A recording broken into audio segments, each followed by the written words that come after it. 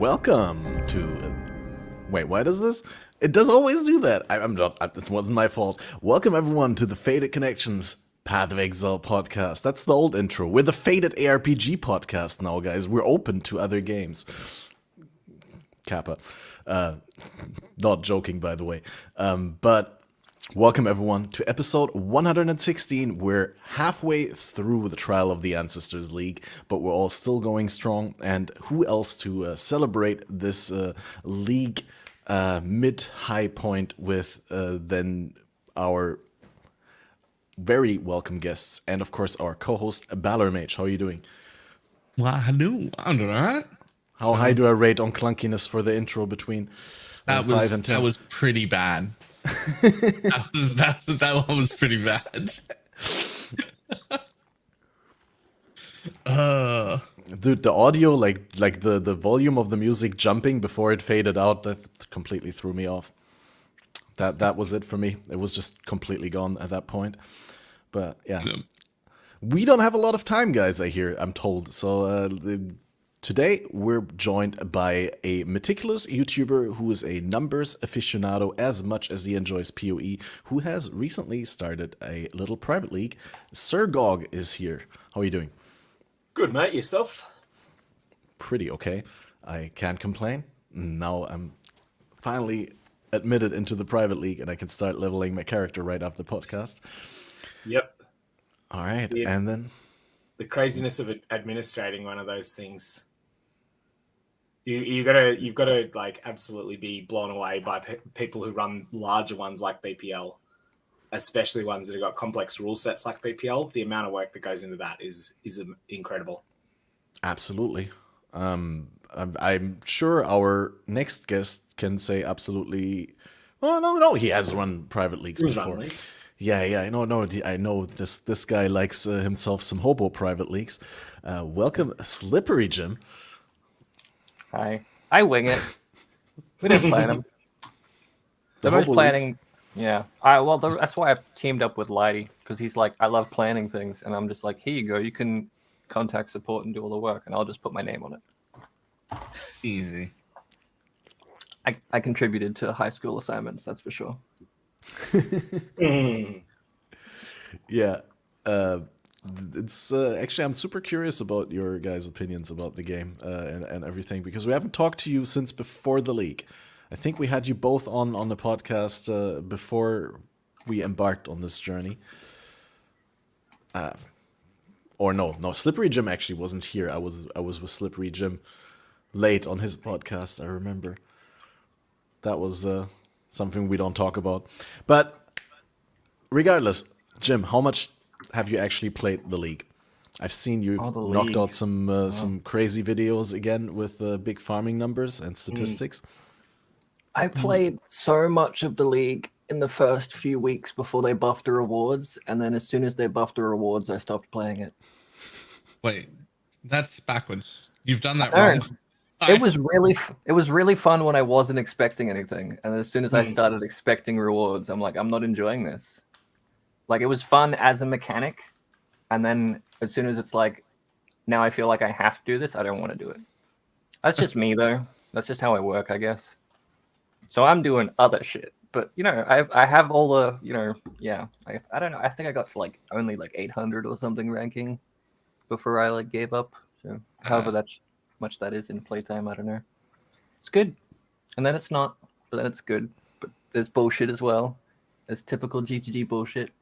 There's classic, like, we fully expect you to die, so we're going to make voice lines mocking you for you dying and failing, even though it's bullshit that's killing you.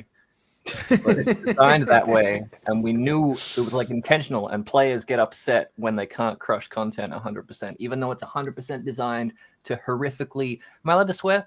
It's 100% designed to fuck you. And have I already sworn? Was that the second time? I can't even tell. We wouldn't expect different. We wouldn't invite you if you couldn't swear. It is very much designed for you to die, but I'm okay with that. No, yeah, it's just like some people don't realize that. They think they can just forever scale. That's okay. I will say, I do think it becomes one-shot you a little too early. I wish that I could play it for a little bit longer on non-specific cheese builds before it became a thing that I couldn't do anymore. That'd be good. It was nice when you could freeze them, and then people were like, wait a second, let's make a cheese build and realness for everyone, and then they did. Yeah. Now, like my generic freeze and stuff that occasionally procs no longer. I mean, a little bit. I don't know. I don't really pay attention. Is it fun? Do you like it? League?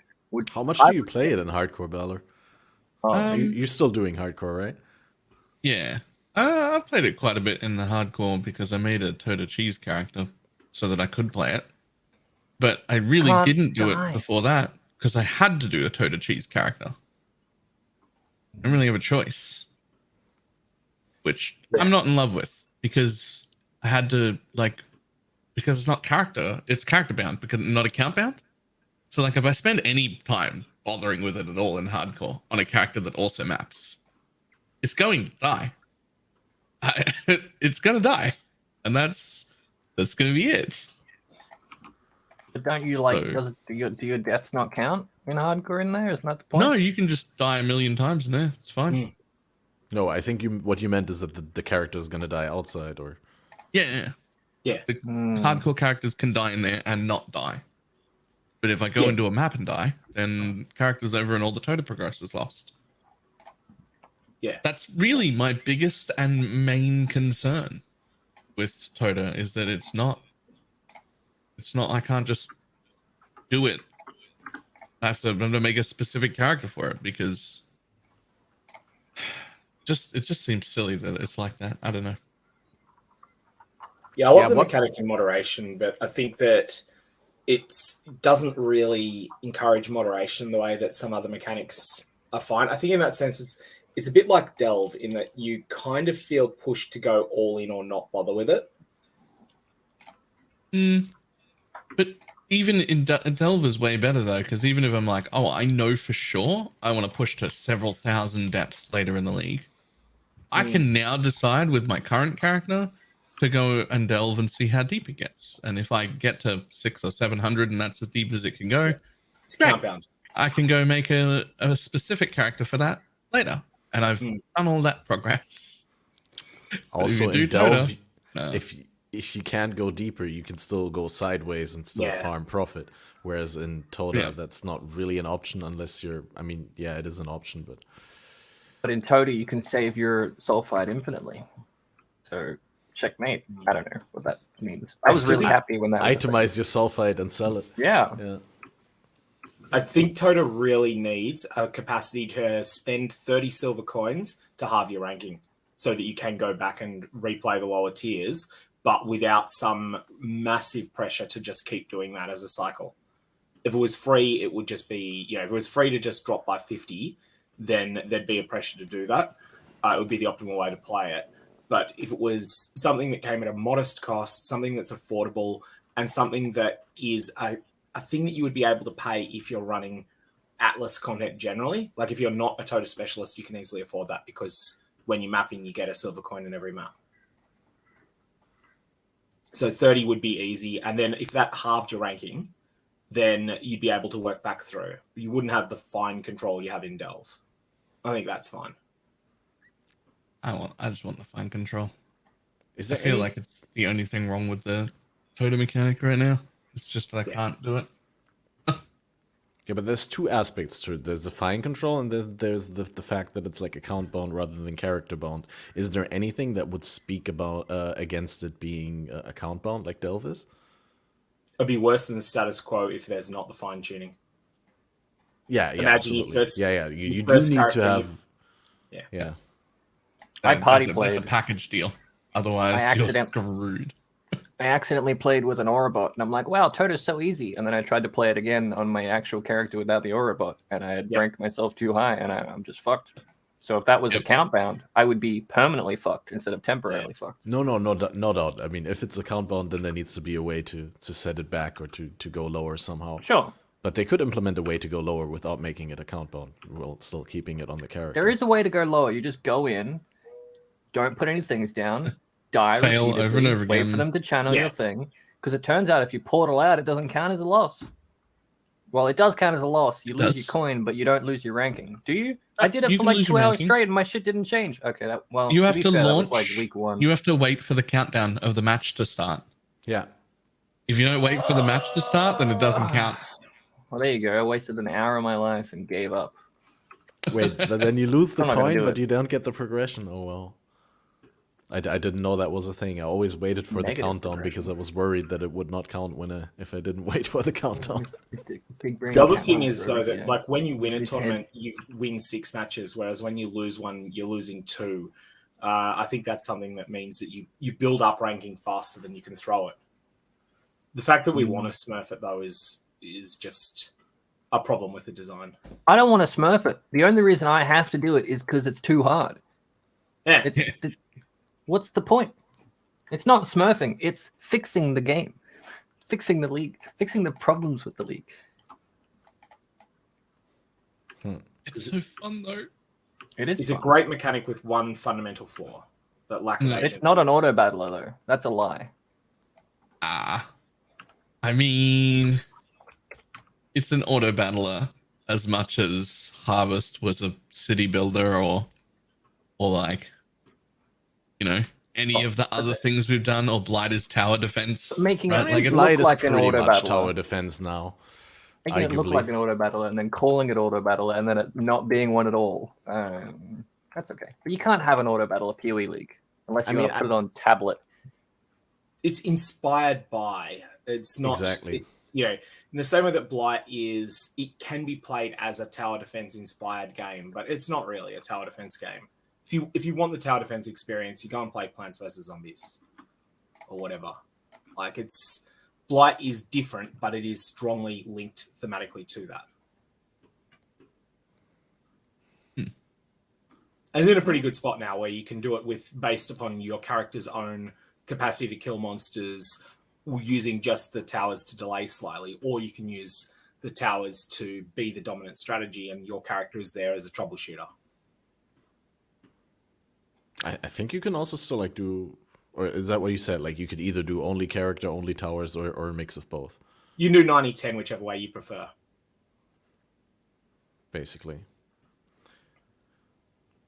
You might need to get a few extra kills if you're going with a primary focus on towers. You might need a few extra kills just to get enough points to get started, but that'll just be killing white monsters. Oh yeah, for sure. But in blighted maps, you get like a lot of. You start with a lot, yeah. Especially if you use I think it's the Amber Oil. It gives you a massive reduction to the cost of towers. It's just a massive force multiplier if you're using towers. And Blight Ravage maps, you can easily use that. Yeah, they're so good. And on Blight Ravage maps, they're actually worth it. Absolutely. Because there you get like 3 slots for different annoyance stats. Yeah. What I was going to say, that was already a big side track, but what I was going to say is like I'm happy with them like adapting mechanics, and it doesn't have to be the other game exactly, right? Like it has to make sense within the context of PoE. And I think for the most part, I like Toda in that way. Like, sure, it does at the top end sort of become its own like meta game, and I'm not super happy with that. But we talked about it a couple of times, and I've come to terms with it because, you know, ultimately that's what happens also with Delve, right? It's just that there's a sort of a top and a bottom limit where you can do things with your regular build. And then if you want to go the extra mile, then you need something hyper specialized. Yeah, Delve you can get to 500 on a typical mapping build, 800 on a tanky mapping build.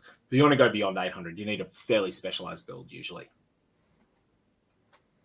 And you can add 200 to that if you got a Mage Blood.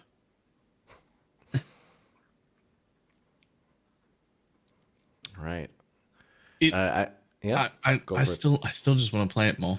That's the only thing that's stopping me, is all of that stuff. Oh well. Yeah, what's the actual keeping you from mechanic playing is it more? really good. all the stuff. He wants to play it more, but not necessarily on like a twink build specifically for it, right? Yeah, and not starting again from the beginning every single time I want to make a new character. It's probably just the way I play because I tend to make a new character like every week or two, and then now I have to restart from the beginning every time. And it's only every week or two this far in. Earlier in the league, it was like every 3 days. it was like making a new character every 3 days, and then you have to start again. It gets real boring real quick if you have to do that from the beginning every time. Takes too long to rank up for it to be character specific. At what rank would you be happy to start if you could like pick a rank for a new character? Like It depends on each character and how strong it is. No, I thought it depended on like how rewarding the ranks feel doing, right? Like that there was like a minimum rank that you felt you had to get to before you felt it was worth doing. It's worth doing because it's fun. It's not worth doing for profit at all. It'd be good if the ranking like actually was ranking and not just artificial number go up. Like if it was you play a round, it's like, damn, you played that round like a pro. Let's put you in the gold tier. And then you play the gold tier, you get absolutely smashed. It's like, maybe you're an idiot. Let's put you in the bronze tier. And if it actually was a proper ranking system, it would work. You could play 3 rounds and be at your perfect rank for your character. But no, it's a fucking ticker that goes, but, and then you're suddenly fucked. You go from, I can do this, to I am completely dead in one match. I do not want them to make it a proper ranking system. I've played League of Legends for a while now, and they've been doing a ranking system for like 20 years, and they still can't get it right. So we don't need a proper ranking system. That's too much work. I mean, you're not going to get a ranking system that works flawlessly if you have an incentive to downrank yourself. Yeah. You can get systems that are pretty good. Like you got to say that Elo in a 2-player scenario, Elo is good as long as you never have a cutoff of like, you qualify everyone that is Elo 2100 and up on this particular day. If you have a system where it's like, okay, the best you have ever sustained for 10 matches, that is your Elo. That is your perceived skill level. Then that is actually a very good metric. But that's getting into a whole bunch of numbers about that. And Elo only works for 2-player competitive. I had no idea. Yeah, why isn't there PvP? I used to play Magic the Gathering a lot, and back when Magic used Elo, especially on Magic Online, it would be one of the first things you would do was pay attention to your opponent's Elo when that was public information, because it would tell you so much about how strong a bunch of players you would expect from them. And it was the best predictor you would ever find. It's like you go up against someone and they're 1750, you're like, okay, this is a skilled player who is not extraordinarily good. They're not going to make rookie mistakes, but they're also not going to do super advanced, tricky stuff on you. You go against someone who's 1900 and you're like, okay, I probably need to get lucky to win this. So I'm going to play under the assumption I get lucky, because if I don't, this player's fundamentals are going to smash me.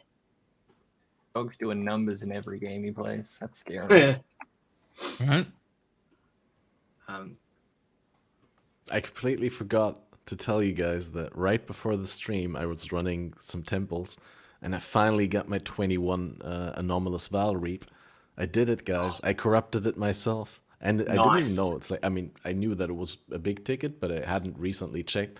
And it's still like somewhat 20 divines or something like that for a Val anomalous Reap. 21. Yeah. And it's a big ticket. I was so upset because I bought 3 2020 anomalous Reap gems for like 140 chaos each, and that was my last money because I had spent it all. And I was like, oh, I should have spent it on something where I actually have an expected successful outcome, like, running corruption chambers or something like that for double corruptions, where in so many attempts. But like, I can't remember what was the last time that I got a 21 Val gem myself. Either 1 in 12. Nice. Yeah, they say it's 1 in 12, but like it feels so much rarer. Like it feels actually, like I always go in there and break my gems. Like it always loses either quality or level, but I never gain anything. It's anecdotal. It's typical thinking bias, right? You just remember the negatives. I feel like mine fail every time too. Okay. Yeah. It's not just me then. Just all I the had time. some struggle getting just an easier corrupt than that this league. I mean, I can't complain about the luck I've had this league, but getting just a 21-20 Phantasmal Searing Bond was, ugh. That's not an expensive gem in 2020. I probably should have made a video, but I did run 100, and like this league gem corruptions, I was doing. I think it's diverted. Wait, you ran 100 and you didn't make a video? Wait, what's the point of running 100 of them if you're not making? That's not a thing normal people do. What do you mean? The only reason to do those things is about it all of a sudden. Slipperyjim, What do you billion people. Choose one. The content was the double corruptions. The gems were to offset the cost of the temples. Jim, you're fucking broken. Has anyone ever told you that? What do you mean? You're broken. You as a many person, people- like as a human being, broken. Okay, What are you can I get it in doing? writing? What do you mean? I'm just giving you like your topic of conversation. I've got something relevant. You're like, it doesn't feel very good. And I'm like, well, I think I hit like a couple like 21s out of like 100 or something. Is that not like a 1 in 5? That's pretty good. Fine, I'll just sit here in silence then, I guess. Fuck. Put my legs up. It's just, why wouldn't you make videos out of it? Because the double corruptions, I don't want to miss too much effort to do 2 videos at once. You know, don't do I them can only one think of- after another. One thing at a time. That's it. Record the footage, then just come back to it later. That's what I did with the Mythic Orbs originally. It was like record the footage. Didn't do anything with it at the time because I had something else to put out, but I just kept the footage and then edited it into something later when I decided I was going to scale it up. Well, it's all gone now. Sold it Rip. all.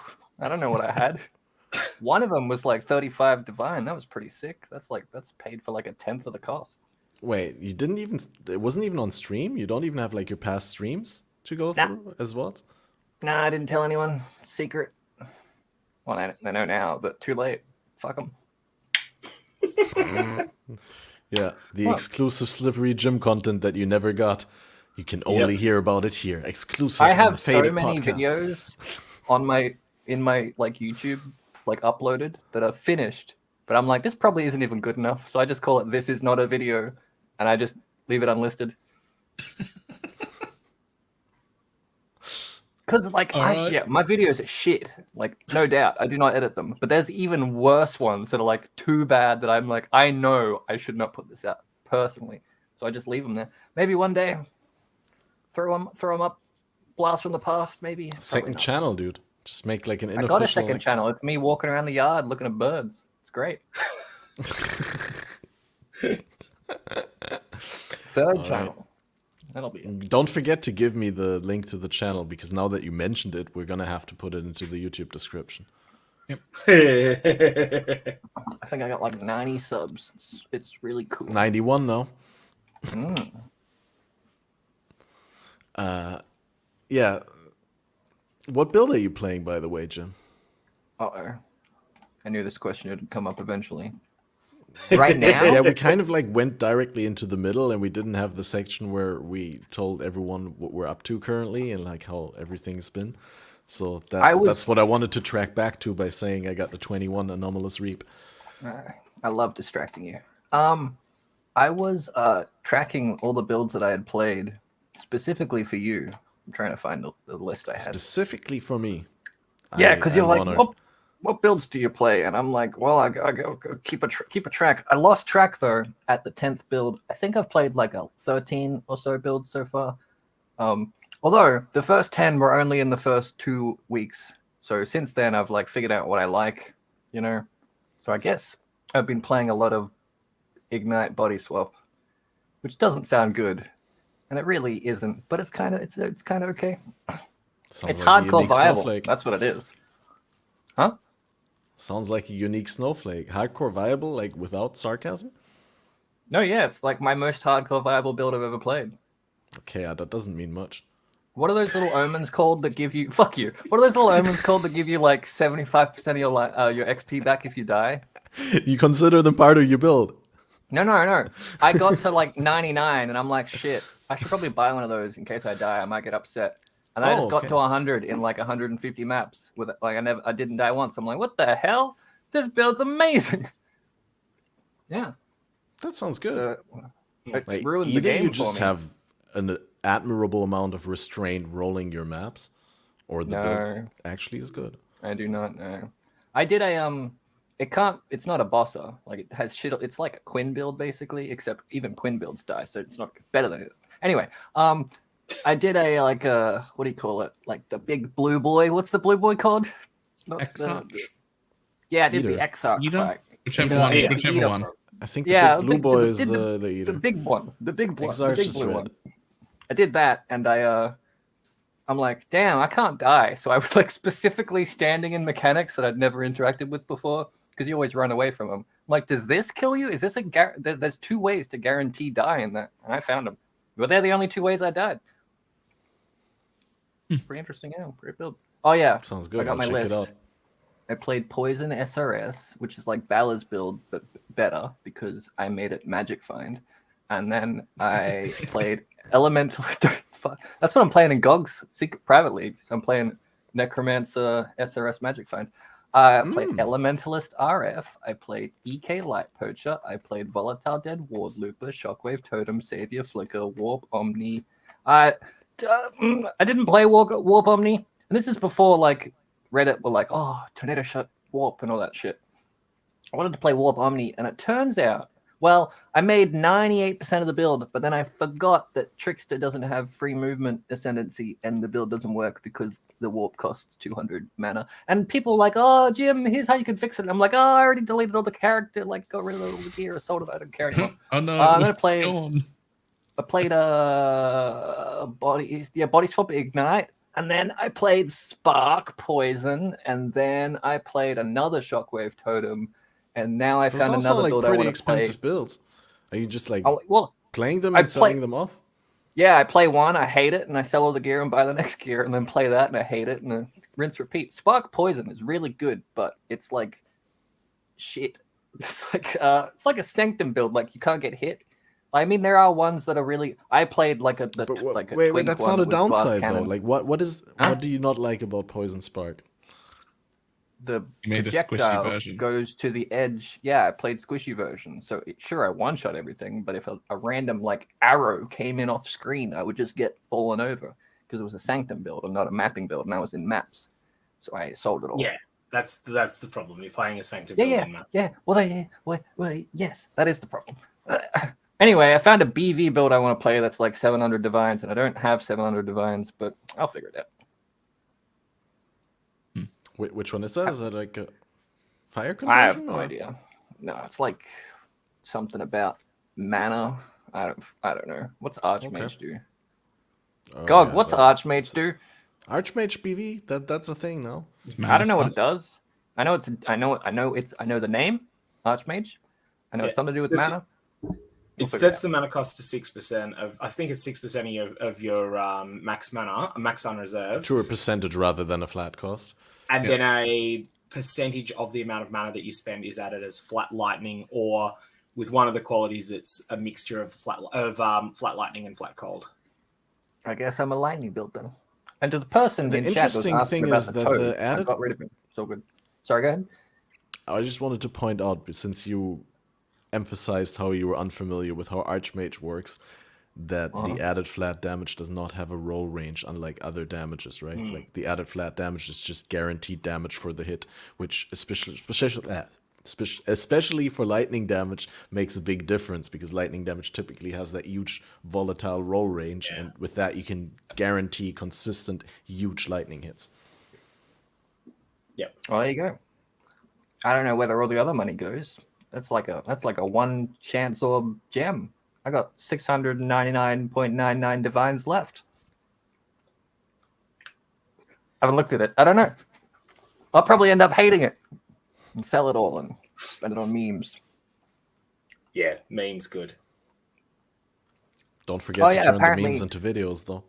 Yeah, well, I bought 20 div worth of div cards of like double corrupt boots or something, shepherd sandals. I've got to look at how that went. The amount of people that have angrily DM'd me that I underpriced a boot is immense. But on the plus side, instead of making 3 divine, I've made 210 divine. Because apparently it was god tier.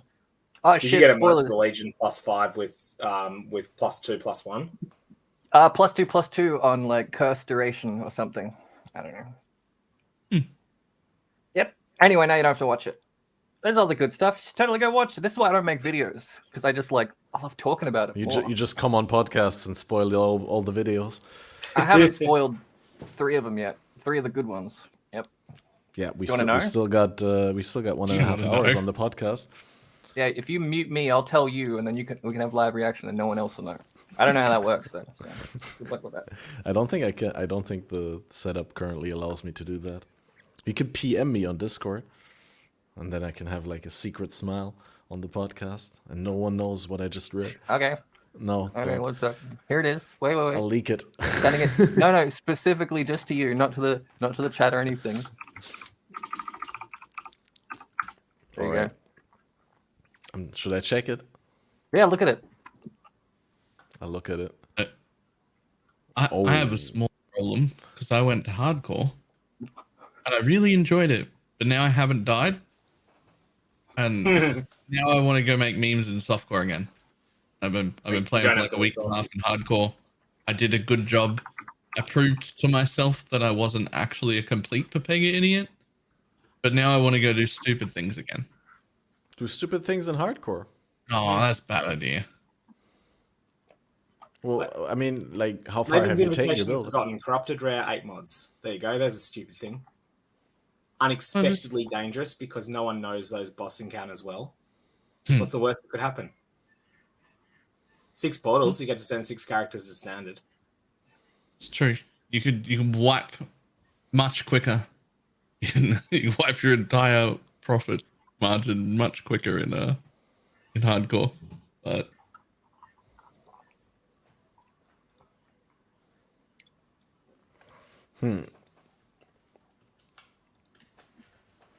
Yeah, Figure out what's how far tankable did in you? the blue boy. I love talking exactly when Cat does. It's my favorite. Yeah, I feel ahead. like the entire time it. podcast I already thought like we have a weird server delay like this time. No, but you guys are all from Australia, so it's like not between you. It's just like between me and you 3 guys. So like whenever I try to talk, you guys talk because you haven't heard me start talking, and vice versa. I love think that's it. silence, so I'll just sit here for a bit. it's because the server's for you, right? It's not at I have our. no idea. I have no idea how it works. I guess I could ask. But did you tell how far did you take the build? Like, isn't there like something where you could still push it a little bit and see like how far could I how much of a man can I really prove I am in this Sure. hardcore environment? Sure, but I was just trying to Not die. I was just trying to prove that I'm still capable of playing the game without dying, because I've got this habit in softcore of just, making builds that die 280 times in the first 2 days. Yeah, no, Like, I I'll totally die get that. But like, I'll die 7 times leveling on day 1, right? Like and it's been a while that I've been in that habit of just, it doesn't matter, just power no, through. I get that, but like in hardcore, like when you really like when that's the number one objective is just don't die, then there's a lot of things that you could do that where you can pretty safely say you won't die, right? Yeah. I'm just like, how do you know for yourself that you did push yourself adequately? Well, I was fully spec'd into essences, doing them in tier 16s. Oh, okay. I was doing all my metamorphs, and I was doing expedition, and I wasn't transmuting maps. I was rolling them like I would in softcore. I was doing higher quantity maps for like your first character on a league start, right? Like not like 8 mod corrupted maps or anything, but like they were not easy. I wasn't sitting there like scour alking. Like I was rolling the maps, and it went fine. I mean, there were some hairy points, but it went How fine. many times did you die in Toda? Oh, I don't know, a whole Who bunch. counts how often they die in total? I'm just Yeah. like, this build's amazing. Died 7,000 times in Toda. I'm rank 50. Could be or it's just like big conversation. Don't mind me.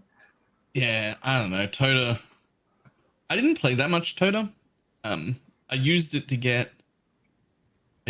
Toda to get like 200 chaos before I even got out of Act 5 on my league start. Because that's just how the hardcore economy is. If you start in hardcore, you can stop before Kataba, and with the coins you've dropped on the ground, easily make 200 chaos and gear your league start character out. It's a really easy reroll if anyone's like excited to try hardcore for the first time. It's real easy to establish yourself with like real like, you know, a real amount of money just because of Toda. It's Well, I mean, I had that before with heist, right? Like, just go before you go into maps, just jump into heist. But obviously, in heists, you can still die. That's a relatively realistic thing that can happen. And you have to do heist, which is just not worth it. Which is fun. Why do you mean it's not worth it? I hate heist. Oh yeah, okay. I just mean I hate heist. I wouldn't want to be there. Heist is love. Heist is life. I don't know. I always enjoy heist on a league start or on a. Yeah. I mean, Until you argue it. Probably only because I never do it every league. Like I always, like heist is one of the league mechanics that I always ping pong. When I haven't done it, I do it, and when I've done it last league, I won't do it this league. Like this league, I've been once to the Rogue Harbor to get my heist locker, and I haven't done a single contract, right? Which is the way to go if you don't do heist, because then you don't drop the quest contracts. Wait, this league I've not touched Essence for that reason, because I'm just burnt out on Essence. It's been so good for so long, and this league I've just been like, no, I am not touching. I'm not speccing Essence at all. I know it's good, but to be fair, in softcore trade, there's plenty of people doing Essence, so it's like pretty competitive market as well. So yeah. Wait, are you telling me I can go to the Rogue Harbor and get my locker without activating the quests? I believe that there's like you only drop the quest contracts if you did the first quest contract, no? Or am I wrong? Please correct me if I'm wrong, because I don't want to say anything wrong about this. Well, but a bunch of the rogues wrong. you won't have as well, so you're not going to get I specifically don't want to ever get a quest drop on the ground. And to do that, what I've been doing is I never ever go to the Rogue Harbor, which recently, like 2 leagues ago, made it so that I don't have a locker at all, because you have to go unlock it every league. Yeah, so I've just never had a locker. I think they also changed it to where you only drop the quests if you did the first quest. I think that's right. Huh. I think before that, it was the first quest that you definitely needed to do for both unlocking the heist locker and the possibility of getting the quest contracts. And like again, please correct me if I'm wrong on this. I don't have the patch notes right in front of me, but the way it works now is that you don't need to do the first contract. You don't need to talk to everyone to get your first contract and all that. You just need to go there once, and then you have your locker and you can go away again. Speaking of this, I'd love it if we could have heist affinity on a quad tab, and the same for expedition affinity on a quad tab. Or expedition would just be a regular tab. Oh yeah, absolutely. It's so much better than this rubbish of, you know, constantly. I have my 66 of all different contract types, and then it's like, In general, I would appreciate way more affinity types than there are specialized tabs, right? Like, give me one for jewels, give me one for cluster jewels, give me like, I mean, let me specialize, let me customize, let me have fun with the system. I mean, I understand that we're not getting like an item filter kind of style feature for affinities. That would be over the top if you could like completely program how your items are auto sorted.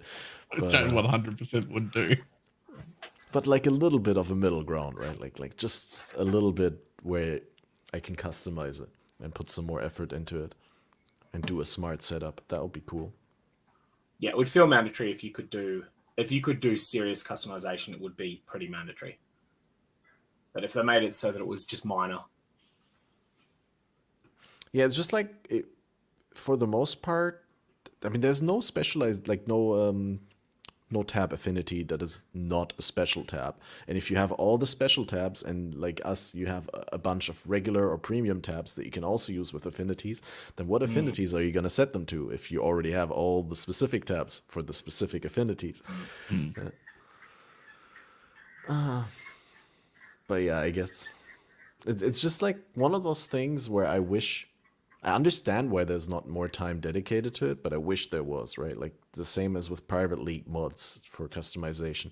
I thought when they brought the private league feature that we're gonna get way more updates to it as we go along, and then there was like one batch of mods alongside when I think Zizarin did the big AoE gauntlet or something like that. They added like the AoE mod for That's a good mod. private leagues and all that. It's great to have it, but since then it's been a dry spell again for those people looking to create new and innovative mod combos on their private leagues. Yeah, the mod I've wanted for a long time is Gem XP is Ruthless, would be what you would call it. And it does exactly that. The way that the items drop scoured mod that we've got in the Toucan League generally slows down progression on attack-based builds. This would be, and so it therefore tips the scales further towards spellcaster scaling. Gem XP is Ruthless would be something that would do the opposite. It would make it so that your low-end scaling on attack-based builds would be substantially better relative to low-end scaling on spell builds. And it's something I'd really like to see that I have asked for it a couple of times. That would be great. That's a perfect point maybe to talk a little bit about your Toucan private league that you're hosting. Yeah, so the idea here was something I started running a test run of this at the end of last league when Crucible was in wind down. And my overarching thought was, what if BPL was less intense? What if instead of being 4-day crazy event, which BPL is fantastic, but it's exhausting.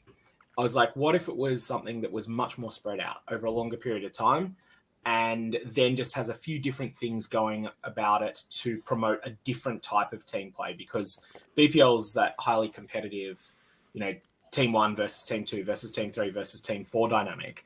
What about if instead of that, it was just one group team? And there's this idea that you might be able to promote some group play and some mentoring. But the key thing was that you just wanted to have something that felt different, that was less cutthroat than BPL.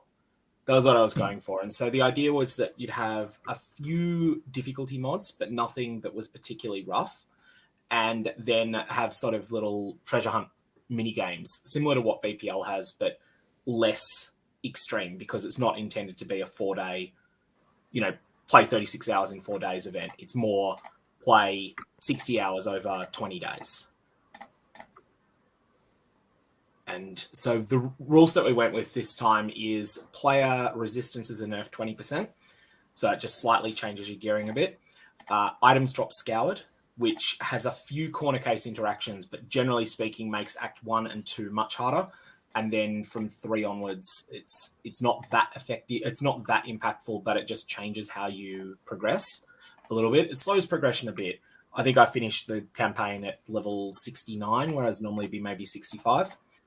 And then on top of that, there's one other mod, which is monster AoE is plus 35%, which is not huge, but it just makes things a little bit more dangerous. Means that you might want to team up with other players a bit more.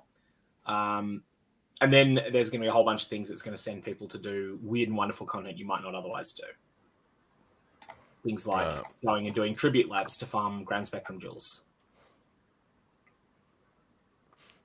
I do agree that the BPL, I love BPL as well, but BPL can be very, all or nothing, right? Like if you want to play it, then you have to go all out and like really invest your weekend into it. And I do appreciate a league that is a little bit more spread out, and that feels a little bit more like a, vacation fun time. I always advise people with BPL, if you can dedicate 25 to 30 hours minimum over the 4 days, it is a phenomenal experience. But if you can't dedicate 25 to 30 hours minimum over the 4-day period, I would suggest not playing it. So you just wait until there's one that's on at a time that you've got that much time.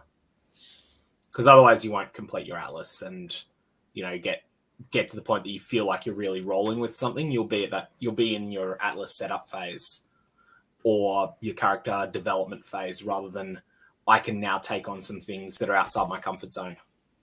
Yeah, that's fair. This is the first BPL I skipped this league. in quite a while. Everyone that played it that I've spoken to said it was great, which it is. Oh yeah, sounding negative on it, but it is a fantastic event. But it's just one that's not for. It's been great. It's just this time I was like, I don't actually have the time this time. Like I just don't have the time.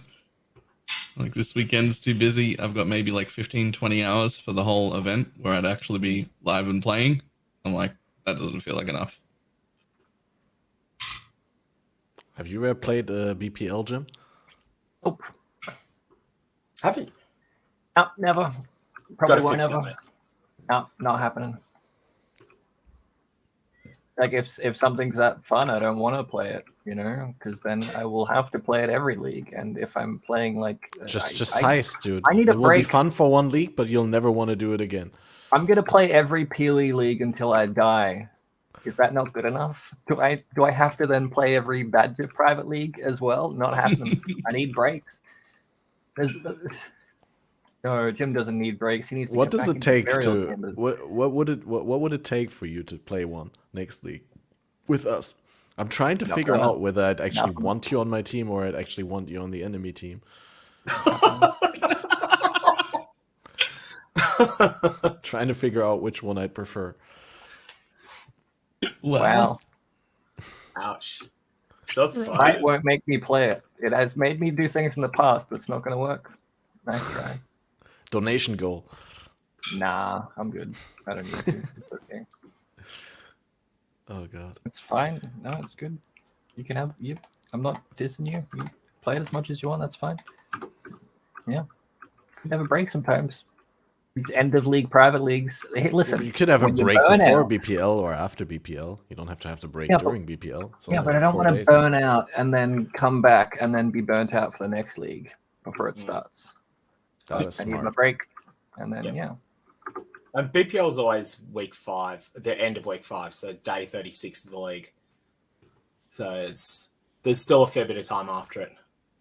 I feel like content creators, there is an objectively correct time to take a break, and that is weeks 9 and 10, and maybe 11 of a league. Or that's the time where you pre-produce content for the next league launch. Week 2, week 3, that's when I stop streaming. Yep. That's why it's really great. My subs really love it because they're like, oh, shit. I only get like 1 month on, 2 months off. What a scam. Fucking got him. Hook, line, and sinker, baby. No, it's just like, yeah. We have to wait until they all resubbed for the second month, and then you have to disappear. I got like at least 5 people that want to keep their streak going, and that's good enough for me. I can relate. What did I want to say?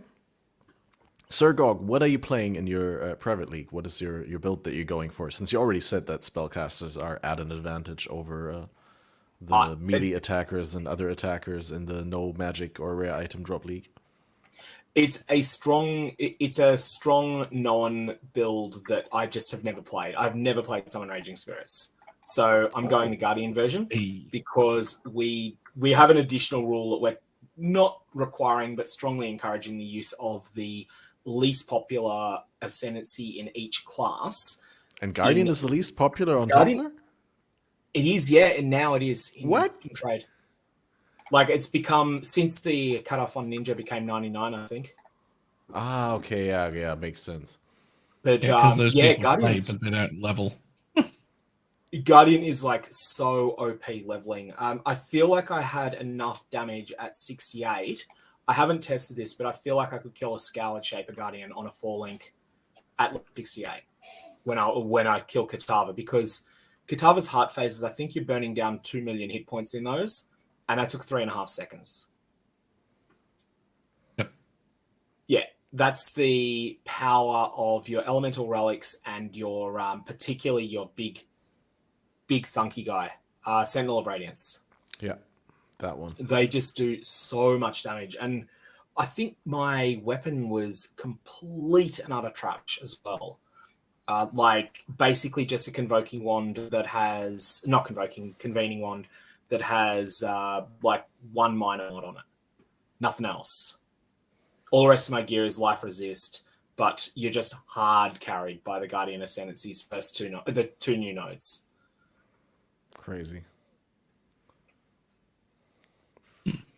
So yeah, I'd actually be interested to see how that would go against a Scoured Phoenix, and just see, like, as I say, I feel like I could probably take it down in 60-second time to kill, maybe. And this is when when my Atlas bonus is 4. That's how far through progression I am, because I kept having League admin work to do. Crazy. Yeah, I'm planning to try out a classic, which is Quad Herald BV Elementalist. Because I figured then I have a witch, and when the league inevitably ends and my character migrates into softcore trade, then I have a high level witch that I can then turn into Death's of Occultist. That's what I'm gonna play again, because that's gonna be my zoomy money maker to finally finish gearing my jug. Because I can't be arsed playing the jug anymore. It takes too long to make money with the jug. How zoomy is Death Aura? Moderately? Okay. I mean, it's pretty mostly decent. zoomy because you don't have to stand still, because you just keep on running Does it through have, the map like- and everything explodes. Does it have like the self chain procs that like RF can get, or is it like, you know how like contagion blinks outwards and stuff? Does it have anything like that, or like spread? Well, I mean, you Like have dot spread? the chaos explosions that can trigger chaos explosions as long as they curse, right? Because the precondition for the chaos explosions is that the enemies are cursed. But they're not guaranteed. They're like a high chance from Occultist. You can get the chance higher by using obliterations, but I don't think that makes a lot of sense on a Death's Oath build. Because they probably run around with a one-handed shield. Oh, no, There's with also bow a and, Megalomaniac mod that will increase your chance of that. Have a look into that. I can't remember what the mod is, but there is it's a chaos damage large cluster jewel. mod. Memory Yeah, I that know. is- I used to know the notable because I actually, when cluster jewels first came out during Delirium, one of my vanity projects during that league was a purple jug where I played Bane with a staff on a juggernaut with a Death's Oath aura, and I ran around. It was so good, and I had like 2 cluster jewels with those explosions, and it basically felt like a tanky version of Occultist at the time. But with yeah, keep in mind endurance. it's on the large jewels, but you can get it on Megalomaniac as well. So you can get it on a large and a medium, albeit a special medium. So And you can stack quite a few of them. I think at the time you couldn't get it on a medium. you could in 313. But only when I say medium, I mean only Megalomaniac. That's the Oh, only right. one. Only Megalomania. Yeah, because Megalomania can, obviously. Yeah, okay. Yep. I thought you meant that there was other mediums where you could get it. No, not on other mediums. 313, I did that. I was using those. Here, there we go. Unspeakable gifts. Chaotics There we go. coming through. Thanks, Insanity.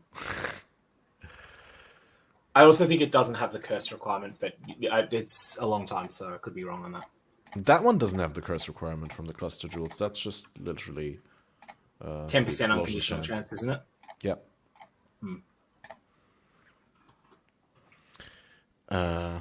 Yeah, that's what I'm gonna do. Is there any when the objective's gonna come through for the Toucan treasure hunt? First 5 days is leveling phase, right? Yeah, they're going to be not very intrusive ones at the moment. So you'll see that just before this, I posted the first ones, which is a group challenge to collect a whole bunch of Elver Incursion temples and various other sort of slightly off the beaten path alternate endgame content. But that's not individual things. That's like as a group. And I think I've tuned this one to be very easy so that it'll be stuff that will not be hard to get. Whereas later on, there'll be things that are harder. Broadly speaking, my goal is to post them somewhere close to midnight your local. And they'll go for 48 hours and they'll overlap. So there'll be 2 active at any given time. It's not a promise that they'll be midnight your local, though. They could be, it depends when I get up. Well, I'm probably not going to look at these right now because I first have to get to leveling my character. But definitely. Yeah, there's nothing you can do in this until you get to, early endgame in the sense of the earliest you could realistically do this is when you've got access to the control blocks in Act 10 for the personal objectives. and the earliest you could realistically do the group objective is once you've built up 4 Alva missions. Or 3, I guess. And one of them requires that you're in tier 16 maps. But not everyone needs to be in tier 16s. I can't wait to get playing. I actually wanted to start before the league. I already told sirgog this, but I just need to mention it on the show again because it was so funny. Because I was really thinking about the league and sort of planning to play it. Was not 100%, but I was strongly committed already. Strongly convinced that I would play it, but I had forgotten to get into the league to request an invite. So when I finally wanted to play, sirgog and the officer were sleeping. And I couldn't get into the league. But it was just a couple hours ago, so now I can play.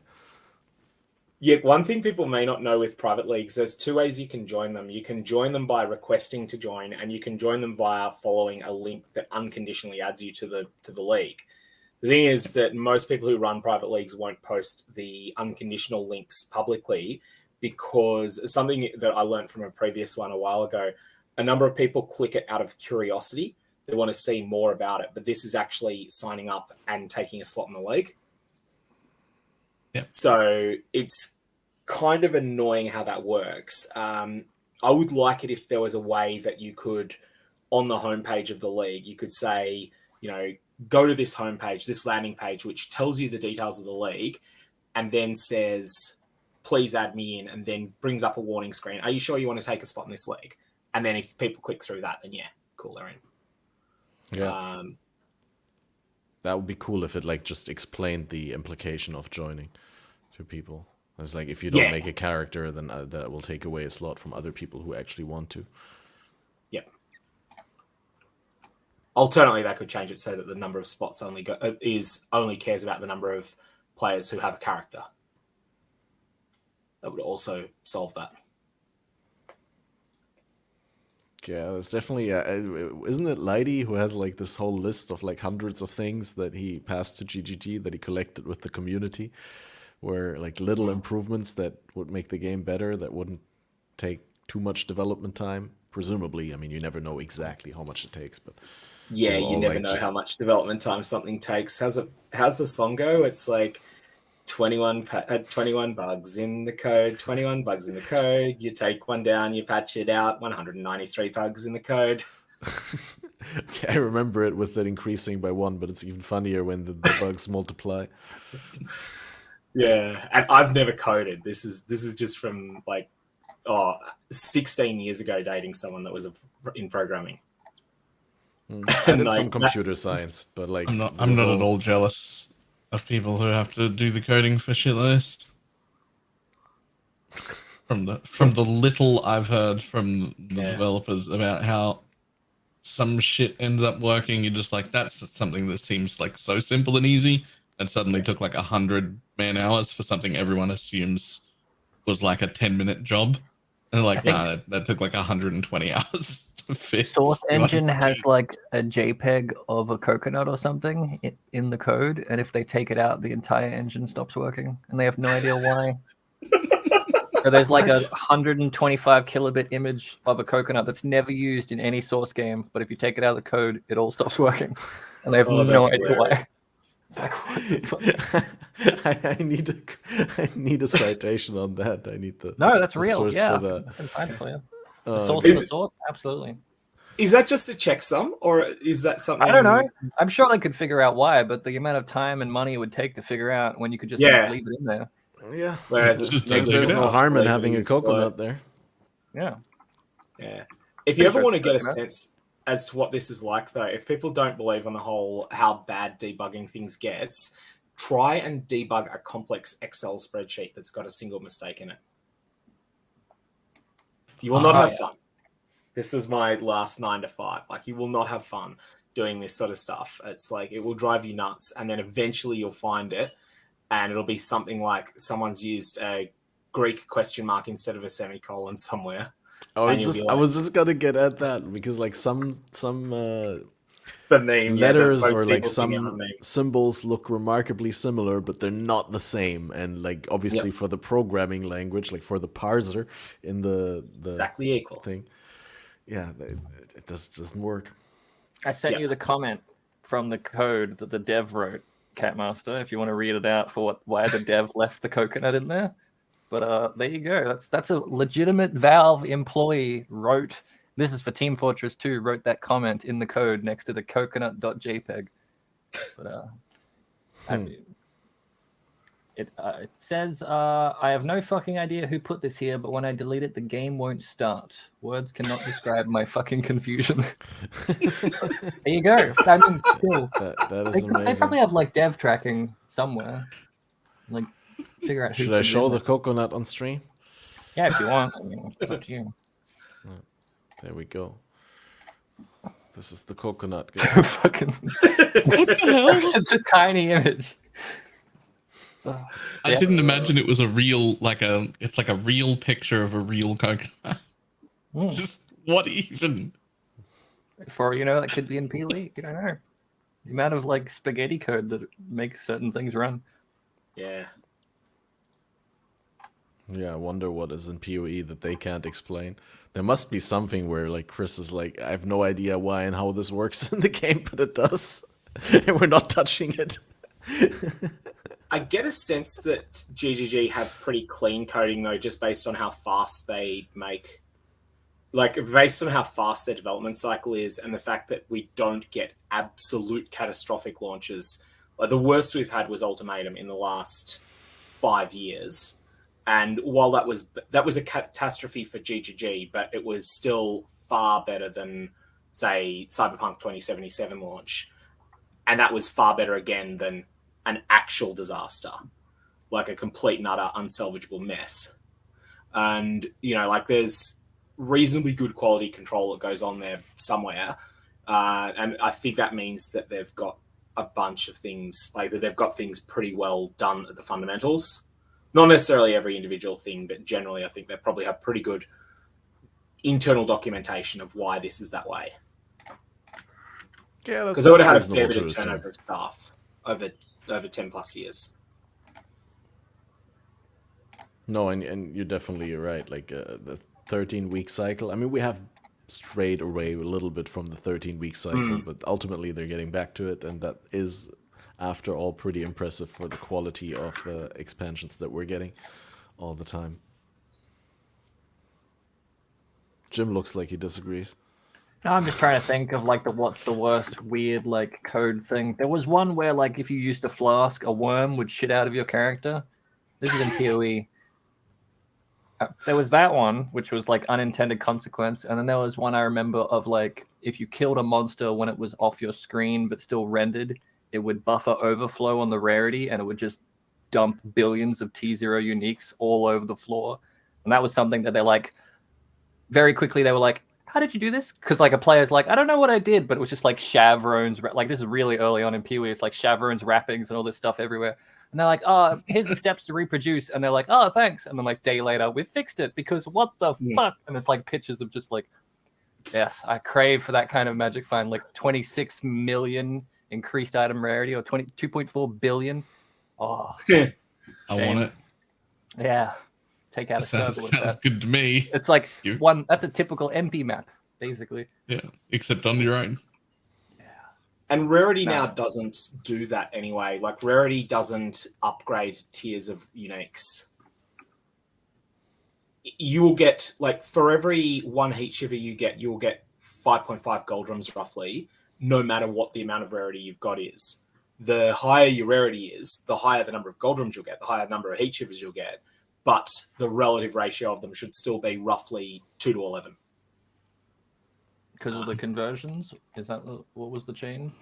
I think it's just like there's a whole bunch of speculation as to exactly how it works under the hood, because none of the models that we've come up with for how unique item drops work fit every case. And we think that there may be something different with mythic orbs, there may be something different with chance orbs. But broadly speaking, I think the most widely believed model that exists at the moment is that the game firstly allocates that it is a unique or not, and then once it allocates that it's a unique, it then picks the tier. And this might be something like 1 in 500 to be not 1 in 500, 1 in 50,000 to be tier 0, 1 in 5,000 to be tier 1, 1 in 2,000 to be tier 2, 1 in 20 to be tier 3, and then the rest is tier 4s and 5s. And then once it's done that, it then picks from all of the valid uniques in that tier without concern for what base type they are. But this is sort of the lead thing, that they pick a tier first. Then after they pick a tier, they then go through, okay, this is an item level 72. So as a result of this, perfidy is not eligible. You've picked tier 3 item, a tier 3 unique, but perfidy is not eligible at item level 72, so that's not on the list. Maybe you get a cold iron point instead. If it had been item level 84, then perfidy would be valid, and so you might have got that instead of the cold iron point. But it's a complex mess, but it's the only thing that seems to explain everything. Nearly everything. Doesn't explain mythic orbs, doesn't explain chance orbs, doesn't explain ancient orbs. Those seem to be different.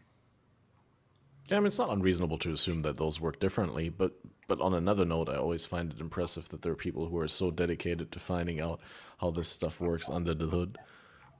Yeah. Well, the key thing that really helped work this out was when there was a massive bug in the Harvest League that allowed you to get so much rarity that nothing below unique could drop. And one of the key things that was learnt from that was that you got 0 divination cards in those maps.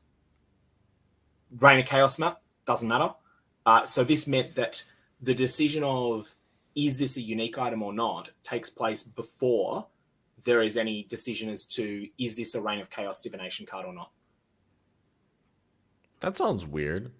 Yes, but it was pretty comprehensive. It's like, you will get 0 Reign of Chaos you can't do this anymore, but if you can get to 100% of item drops are unique, you will get no Reign of Chaos.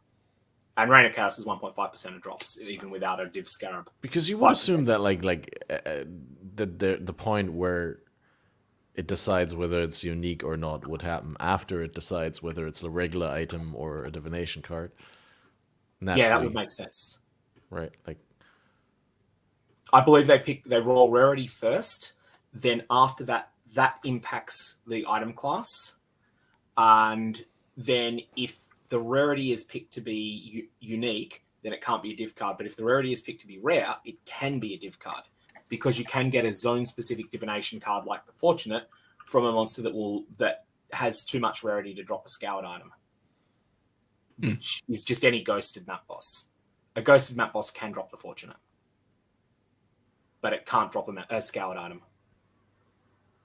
that is fascinating. Yeah, it's bizarre stuff.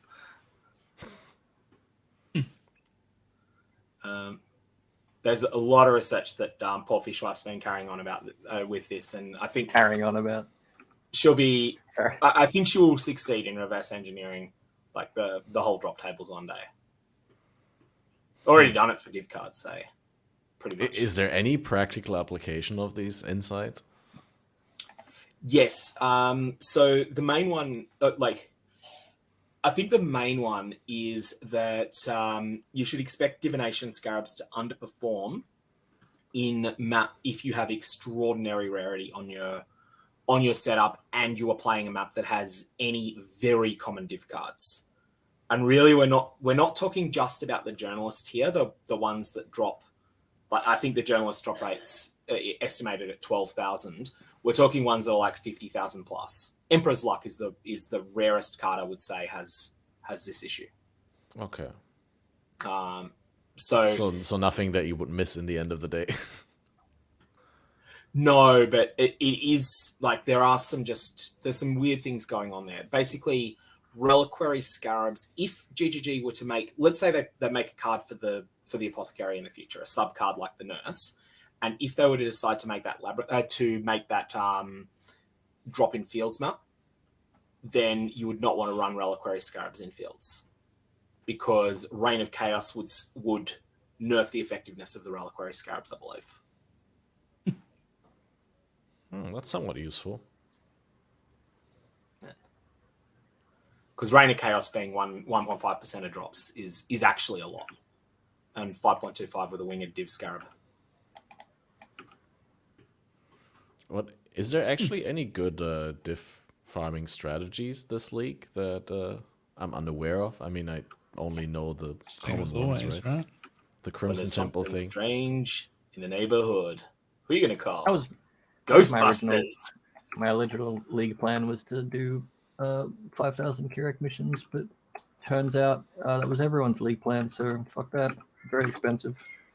That's been fixed too. The Carrack missions in Lava Chamber, they definitely do not drop the Divine Beauty.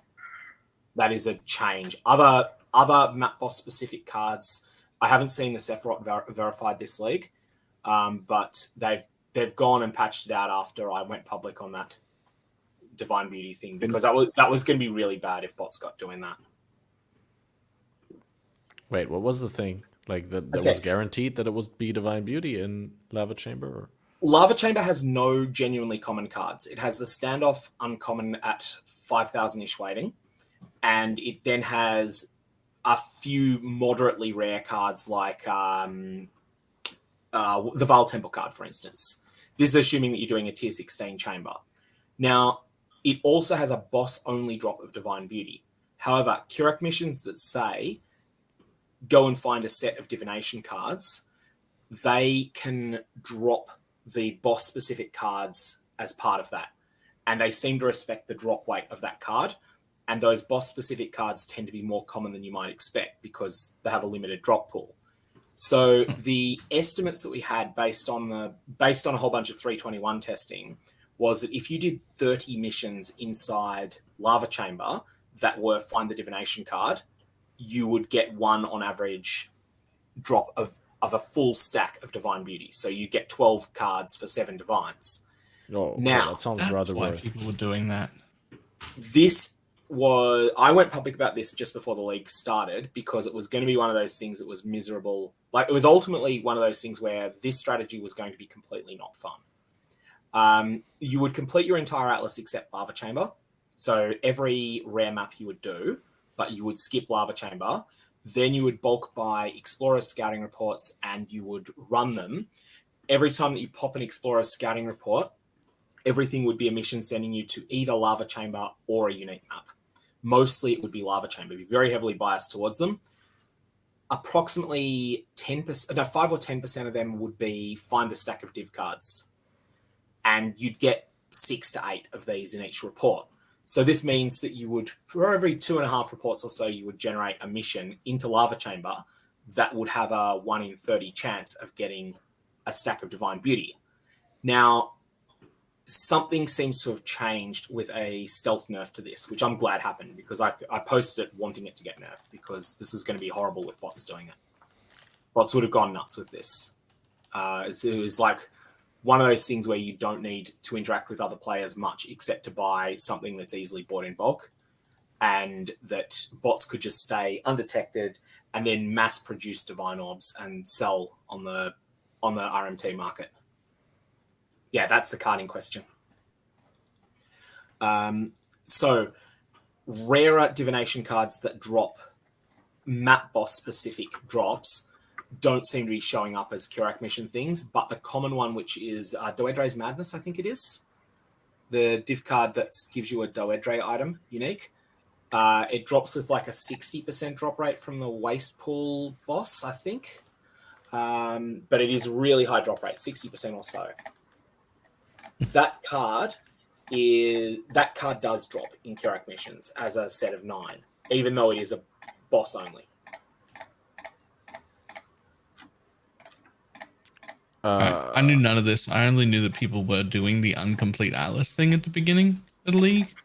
And I was just like, I don't know what that is, but I have no interest. Yeah. Like, that sounds miserable. Yeah, no, it wouldn't have been fun at all. And that's the thing, that was because it was going to be a competitive strategy, not necessarily a good one, but at least a compelling one to try. And so I'm glad that it's been nerfed. It definitely has been. You will not. There are no reports of anyone getting Divine Beauty this way, but there is video of people getting Doedre's Madness as a full stack from these Keurig missions, as well as a few other cards. Nice. Thanks for sharing that. That was really interesting. And that's one of the things that Fishwife's research into how the things work under the hood was one of the things with that meant that was discovered. Side note, this wouldn't have been possible in the last 2 leagues because Lava Chamber was not on the Atlas, and every other map that has Divine Beauty has at least one card that is meaningfully more common than the Standoff. Yeah, because the Standoff is the only card that is genuinely quite common that will drop in there, and I think it's only 15 times as common as Divine Beauty. Whereas something like if the Journalist was an option, that would be something like I think something like 40 times as common as Divine Beauty, and that would be alone enough to brick it. Even if they gave Chains That Bind to Lava Chamber, that would have killed the strategy too. I did definitely get some of those Divine Beauty cards in Underground Sea maps, but in Underground Sea maps you have the Alk card that drops very commonly, right? The Survivalist, yeah. Let me check the drop rate on that. High. Also, while we're 8,200. So yeah, it's Survivalist is a little bit rarer than Chains That Bind, a little bit rarer than Journalist, but it's rarer than Chains That Bind. Wow, correct. Crazy. Yeah, Chains That Bind is really common. Never guessed that. I've been telling people to farm Chains That Bind for a couple of leagues now. It's like, I think it's in the 100 most common div cards in the game. Never felt to me like that when I was trying to farm it in SSF. I mean, it does feel farmable, but it's just like... It's just that you need 11 of them versus 3 for the Survivalist. So you'll get 3 sets of the Survivalist in the same effort that you'll get 1 set of Chains of Bind.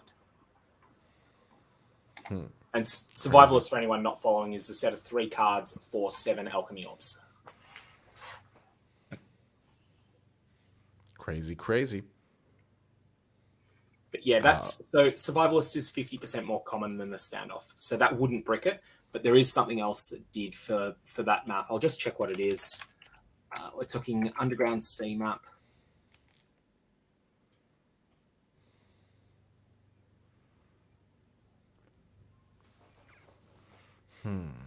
Yeah, that's actually a good point here. Chat said they already said they don't like the current socket situation, so it makes sense that Chains of Bind wouldn't be rare by today's standards. And yeah, they've said as much, and they've also like hinted at the fact that, you know, they've made 6 links more accessible because they're aware of the problem that's caused, right? That people can't upgrade their gear without having the 6 link. But I wonder whether they're going to make 6 links something more special again when PoE 2 and PoE 1 are separate games, right? Like when PoE 2 comes out, I wonder whether like all the I guess what I'm trying to say is like whether they're going to double down on what PoE 1 and PoE 2 don't have in common, like whether they're doubling down on the difference and they're going to make PoE 1 more PoE 1y and PoE 2 more PoE 2y, for lack of better terms.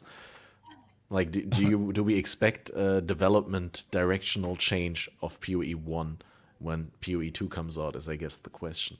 I'm pretty sure the hope is it backs up a little, because they've been doing nothing but slow us down when we continually scream, I want to do nothing but speed up. PoE 2 is going to be a lot slower, so I hope they give us back some speed and juice, and PoE 2 will feel significantly different because that's where they can like slow us down and challenge us, and where they can implement the vision, right? Yeah, that's basically my question, is like when they have their vision playground with PoE 2, whether PoE 1 will be the, you know, power fantasy playground. Sort of that's going to be PoE 2 is the GGG's vision playground, and PoE 1 will be the player base's vision playground.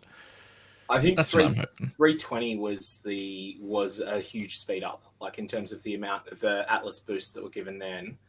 Has the game ever been faster than it is now? I don't think it has. Are you kidding? Like, when are you comparing it to? Has the game been faster than it is now, ever? How long have I been muted? Harvest League.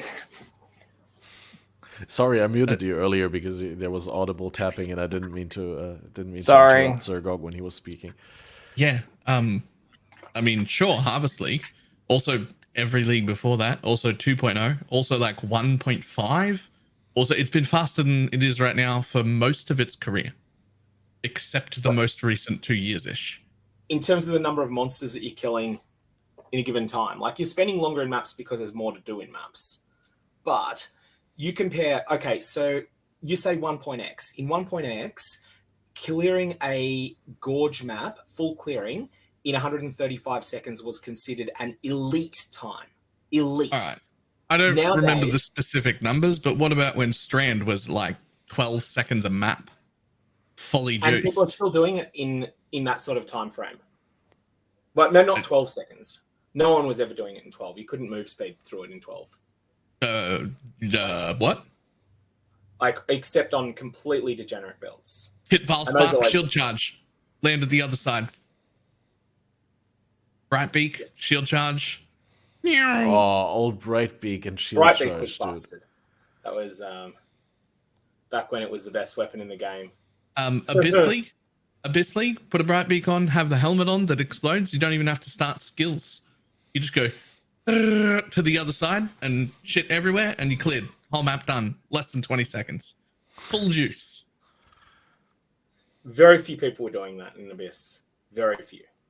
Yeah, okay, but that's a different statement than the game has never been faster than it is now, which is just like off the rocker wrong. Like it's been massively faster than this in the past. Put it this way: the amount of drops player base wide of extremely rare items like Mirrors of Kalandra is much higher now than it's ever been. Yeah, I'd also argue like a lot of things like scarabs are like way more accessible than they were before. Yeah. Like, I mean, like in Abyss, you were running what would nowadays you would have less juice in a what was considered a full juice map in Abyss than you would have in a Scour and Go tier 16 now. Scoured.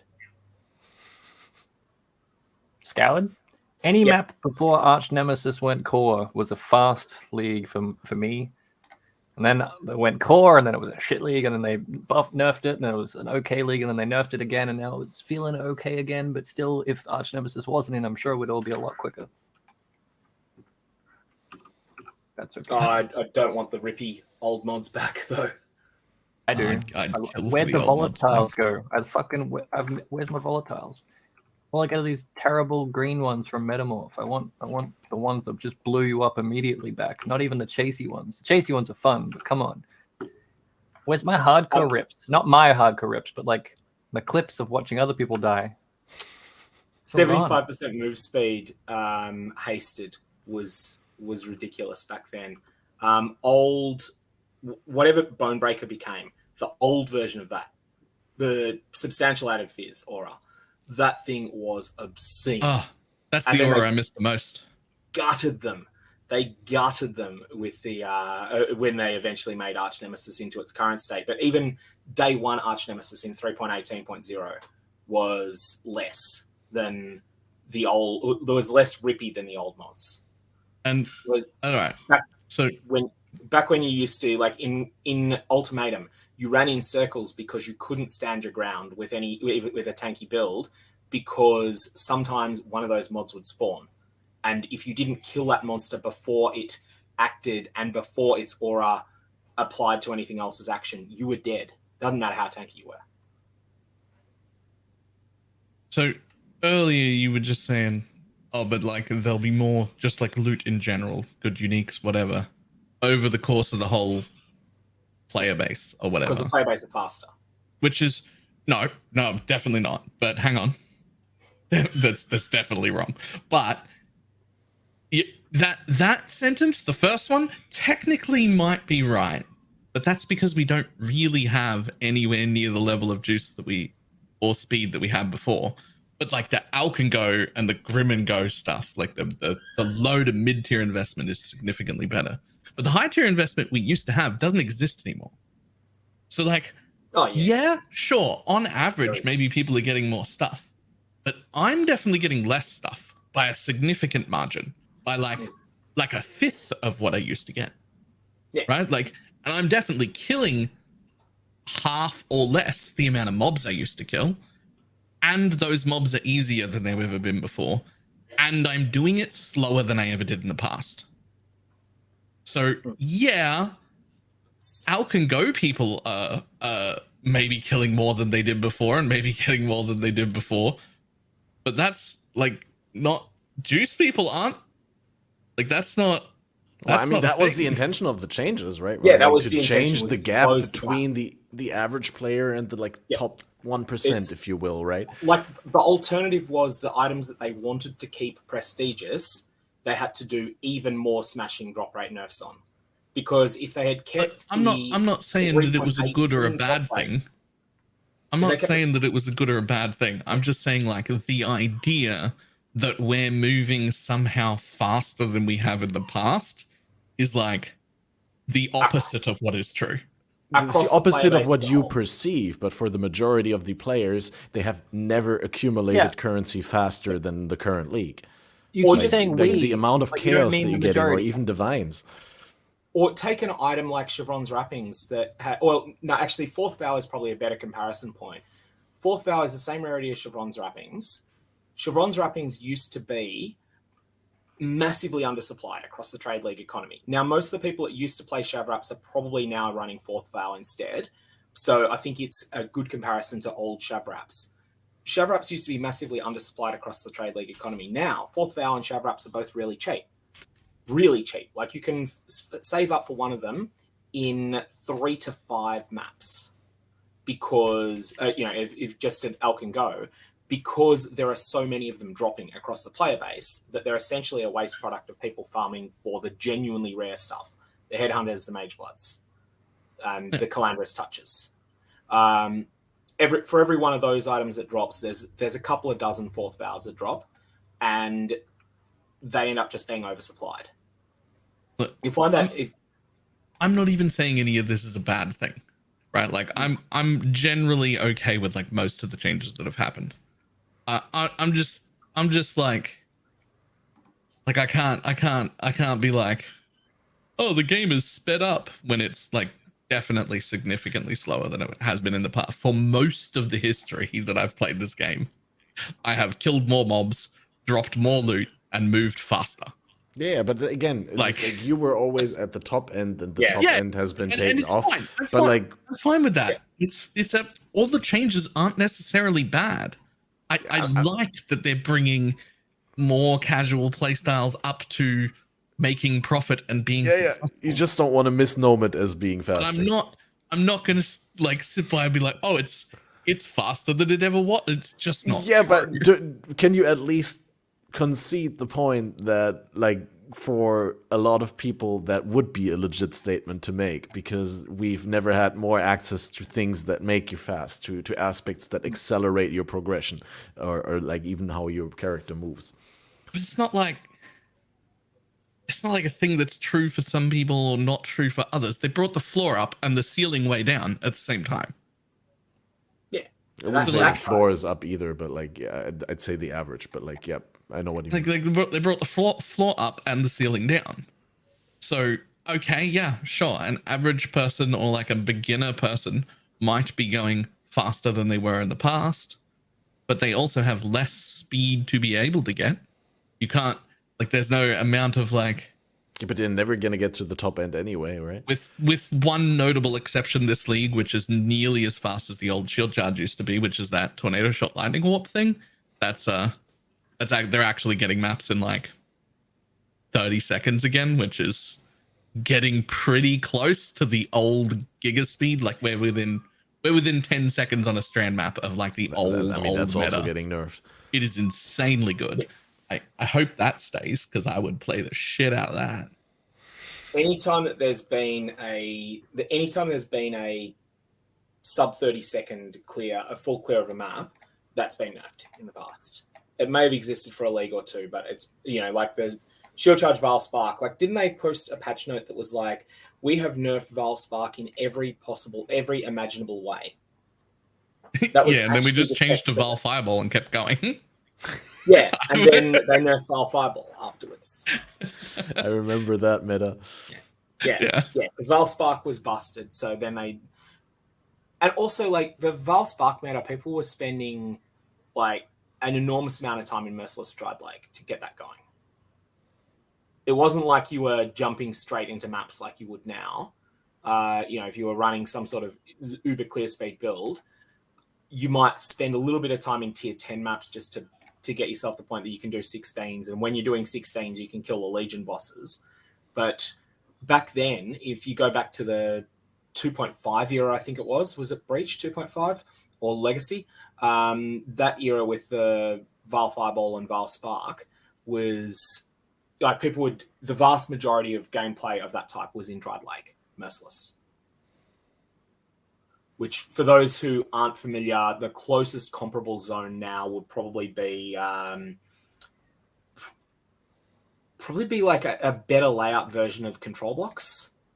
But I think you'd say you'd probably compare it to when Blood Aqueduct used to be good, back before the humility drop rate nerf. So you imagine Blood Aqueduct as a like Blood Aqueduct farming, but in a more open area. So Foothills, really. Actually, Foothills is the closest comparable zone. Just people would spend ages there. People would level to like 88 in the equivalent zone of Foothills, because those builds were so weak that they needed to build up that extra power before they could do maps. They were one-trick ponies, or very good one-trick ponies, but they were one-trick ponies. Some of the old Vile Righteous Fire, the ones that would one-shot bosses with it and were just hilariously funny, but were very, very difficult to play. It was sort of shield charging. I forgot about the old Vile Righteous Fire. Shield charging through a shaped strand, then going to the map boss and going boom, and watching both of them die. Well, that was satisfying, and then instantly leeching back to full ES, because that's the way it worked back then. Val RF was a completely different skill back then. It was it was all concentrated into a single frame of damage. Yeah, it would remove like all your life and all but 1 HP, right? And all your life in the ES, and turn it into damage. Into instant damage that could leech if you had the right setup. Yeah, it was a hit. Leech. And if it didn't instant leech, you died. If you missed for whatever reason, you died. Well, I if you got mean, stunned, you died. Don't miss. Well, you could still use instant flasks to top you off or something like that, I guess, if you weren't CI. Yeah. Oh, and that was back when it was a separate gem. Like, your gems only gave you the Val version. They didn't give you the normal version of the skill. Yeah, right. Oh, God. And you had to have a separate Val setup for, Wow. Yep. So many good changes. Your Val Sparkers would have to build up their spark. Although, and then once there's one gripe I have with the 2 gems being in one, and that's like the tooltip is way too large. Like, I hovered my 21 Val Reap today, and the level 21 was off screen. Like, the bottom of the hover pop-up was aligned with the bottom of the screen, and the top of it was just gone. Like, it didn't even say the name or the level or the quality. It just said plus levels. That's where it started on my screen.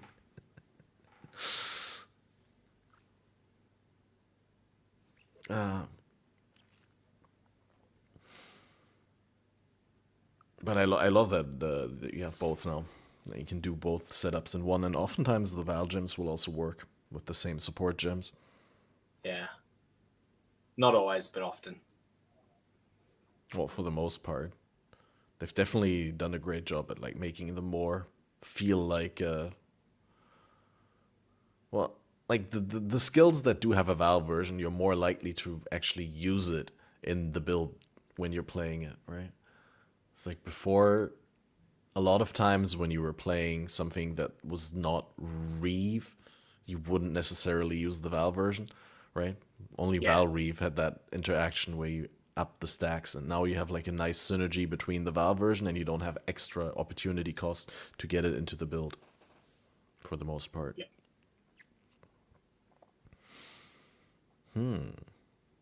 I just realized today that Last league was an in-map league. This league is an out-of-map league. Next league probably in-map again, right? This could be good. Do we count last league as an in-map league? Yeah. Yeah. I mean, did you ever go into the Forge? Too much. You did do the Forge. But like in-map, like Breach, is Breach an in-map league? Yes, it is, even though Breach stones exist. Yeah. I guess. Fair enough. Abyss was an in-map league, even though Abyssal Depths exist. Yeah. I hope we get in-map stuff. Yeah. Yeah, we have it's really difficult to make them work at the moment with the, like, if there's not immediately Atlas interactions with it, I think it's going to be really difficult with the current Atlas to do in-map league events that feel good in maps. Unless they give it instant Atlas support. But then that doesn't really work with standard. Sentinel worked real well. Well, yeah, because they tune Sentinel really high. Yeah. I would say they tuned Sentinel appropriately for a league mechanic. They should just bring out Sentinel so we can all play it again. I'm down. Let's do it. I want Sentinel again. We've solved it. I did like the Sentinel mechanic that it did push you out of doing content that was like it felt very punishing to do content that Sentinel didn't interact with well.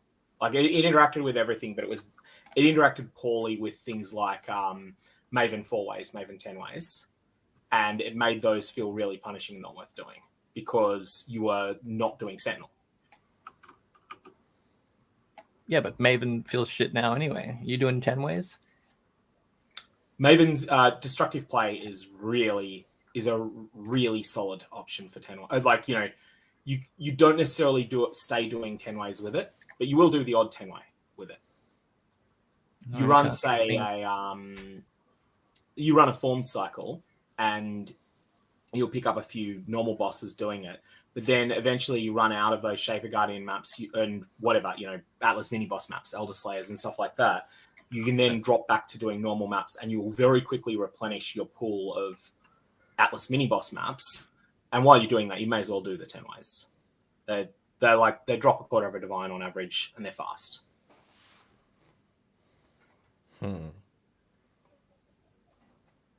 Like the destructive play has made Maven influence. It's a bit weaker than the other two, but it's a lot closer than it was. I'm gonna try it once I got my, which is probably not gonna happen for the rest of the league because every time I make a new investment, I'm like, oh no, build's still not good. I still need more. But like once I got my build done, I'm probably gonna try that. You don't need to be super powerful. If your character is to be super powerful for it. I want to ruffle stomp it, right? I want to do it while talking to chat, while playing a game on the second screen. Just non-tent. I just want to run through it. Yeah. All you really need is the ability to fight 3 map bosses at a time. Just for the destructive play. No, but I also want to go the entire chain then, and when I get the extra content, then also do that and do the invitations that I farm up and all that. So, yeah. So that means you need a character that's Elder Slayers capable to be able to do everything. If you're Elder Slayers capable, you're capable of doing the formed and the twisted as well because they're easier. Oh, okay, yeah. Then I guess it's not too hard. I'm pretty sure I could do Elder Slayers now. Yeah. Or you mean the Elder Slayer invitation? No, you just the invitation, the 4-way, the Maven's invitation, the Elder Slayers with enough mods that it's worth running. Okay, I don't know. I think I'll still work on that a little bit, just to be confident. But even then, you can do the formed and the twisted with less, and you can just save up your Conqueror maps until you are ready to do the harder invite. Yeah. I did find in Ancestor softcore was really strange. I had more trouble with the Elder Slayers than the Hidden this league, which has never been the case before. I've always found the Hidden harder. I haven't done it yet. I've done them in I've got 9 favorite slots, I think. I've done Yeah, I some need to of get them in the past, but it's been too long. But this league, I'm doing it. I'm coming through, guys. I've purposefully not been changing builds, not making new builds, and only making a new build now just to have fun in GOG's league for a little bit and to not burn out on the main build. But then ultimately, I want to fuel back into the main build, and so this is going to be the one time where I really make a good build. Copium. This time will be the time. I had this whole With rant insanity. on stream about it earlier, where I feel like you're never in a happy place in PoE for too long, because like either you feel like the content that you're running is not hard enough, or you feel like your build sucks. It's never like, oh, my content is sufficiently challenging and my build is doing it well. It's only one of the two. I feel Yeah, like not that wrong. leveling. solves that. Leveling feels really good on like a shit non-leveling character, like not a twink build, but just like whatever I find, just a random gem, one link, leveling for 10 hours. It's like nice. It's really relaxing. You sound like you're a Perfect Ruthless content. enjoyer. That's Ruthless. Yeah, that is. Yep. That is the No, Ruthless. fuck Ruthless, because Ruthless maps are shit and that you Yeah. can't sustain good. If they had like this Atlas, but in Ruthless, like where you could like Voidstone up and like sustain and shit, I'd be in Ruthless. But fuck One to Ruthless. You 75 did just Ruthless is describe Ruthless, though. Yeah. But I'm saying the Ruthless endgame is shit. So Yeah. no, not Ruthless. 1 to Just leveling? 75 Oh. Ruthless is the best way to play the game. Nice. 75 up, it just falls off real hard. They just haven't got it there. They haven't got it in the right spot yet. That's If they interesting do. that you say that, because that was intuitively, without like thinking too much about it and without playing past 75 and Ruthless, that was my perception as well. Because the one time I got to maps in Ruthless, I dropped out right after I killed Kitava. I was like, yep, this is it for me. White maps are good as well, but I think the key thing, like the killer feature of Path of Exile main game, so Ruthful rule set, if you like, is that maps are very different to each other. So you could run one map that you've added Legion and Breach to via Scarabs, and that also has an RNG Blight spawn, also has an RNG Ritual spawn, and this map has a 5-mod rare map that has 3 damaging mods and no tankiness mods. The very next mod that you do, you still have the same Atlas setup, but instead of getting the RNG Blight and the RNG Ritual, this time you get an RNG Smuggler's Cache and you get an RNG some other encounter, Metamorph. And then on top of that, this one is rolled differently. This one is a 4-mod rare map that has 3 map mods that make things tankier and one that makes them rippier. So there's a big difference there. Those maps feel very different to each other. In Ruthless, you're probably only able to transmute the maps, and you have less of the league content showing up. So the maps become more similar to each other in terms of the content that's in them. Maybe the first map has only a Legion, and the second map has nothing at all in the way of league content. And they both have 2 map mods, because that's all you can afford to realistically put on them regularly. And these 2 map mods are 1 danger, one tankiness. You can see that the Ruthless maps, even though the tile set is probably changed, the tile sets change more than they do in the base game, there is more of a similarity between them. What are you saying? The tile set changed more than in the base game in Ruthless? Yeah, because you have less access to choosing the specific tile set you most want to play. And you spend longer building up your, completing your Atlas. Oh, right. Okay, because you're not just chaining one map, but you're doing a variety of layouts. In the base game, people have... I completely misunderstood that. I thought that you meant like the layout generation in Ruthless was fundamentally different from the base game. No. I was like, what? Like, if you're running a Crimson Temple strategy in the base game, probably 85% at least of the maps you're running are Crimson Temple. Whereas in Ruthless, you have less agency over which tile set you're running. So let's say that you want to run mostly, you mostly want to run Atoll for some reason. You might run 40% Atoll, 60% miscellaneous tile sets in Ruthless. And you don't have you don't have enough maps to throw, you don't have Horizon Orbs to throw at maps, all this sort of stuff. You don't have spare maps. And so unless you're trading quite a bit, you can't sustain one tile set. Whereas you can in the base game easily, especially with a little bit of trade. So what happens is that the tile sets vary more, but the content of the maps varies less. The maps become more sameish, And I think that and you have to run more of them to get the same amount of upgrades. No, you get more upgrades in Ruthless than you do in the base game. Base game, you might well, because your gear is so bad. Yeah, I guess. Yeah. And you also get a lot more things that could be an upgrade. Because if you're playing in the base game, let's say you're running beach maps, tier 16, quad rusted scarab strategy of whatever. How often do you get an upgrade that comes from a drop on the ground? It's extraordinarily rare. Like once you're settled in, even to a quad scarab mapping setup, most things you're never going to see. Maybe you get the odd T2 or T1 unique that might happen to be better rolled than the copy you already picked up on trade on day one. Like, let's say that you're running, what's a unique you might run that's, say you got a Heat Shiver. You traded for a Heat Shiver on day one of the league, tier 3 rarity unique. And the one you got on early in the league is low rolls on the resist. And then another one drops, but it's a better roll. That might happen, like just getting a Heat Shiver to drop in quad rusted scarab mapping is maybe 1 in 2,500 maps. And then to have it be better rolled than what you've already got, maybe it's 1 in 5,000. Whereas in Ruthless, like you get a bloody Winter Heart drop. That might be an upgrade. Yeah. You get a Wailing Essence, and you're like, okay, this isn't an upgrade yet, but it has a very real possibility of being. All I need to do is find an Amethyst ring that's 21 or 22 or 23 roll, and fire this Wailing Essence on it, and maybe that's an upgrade.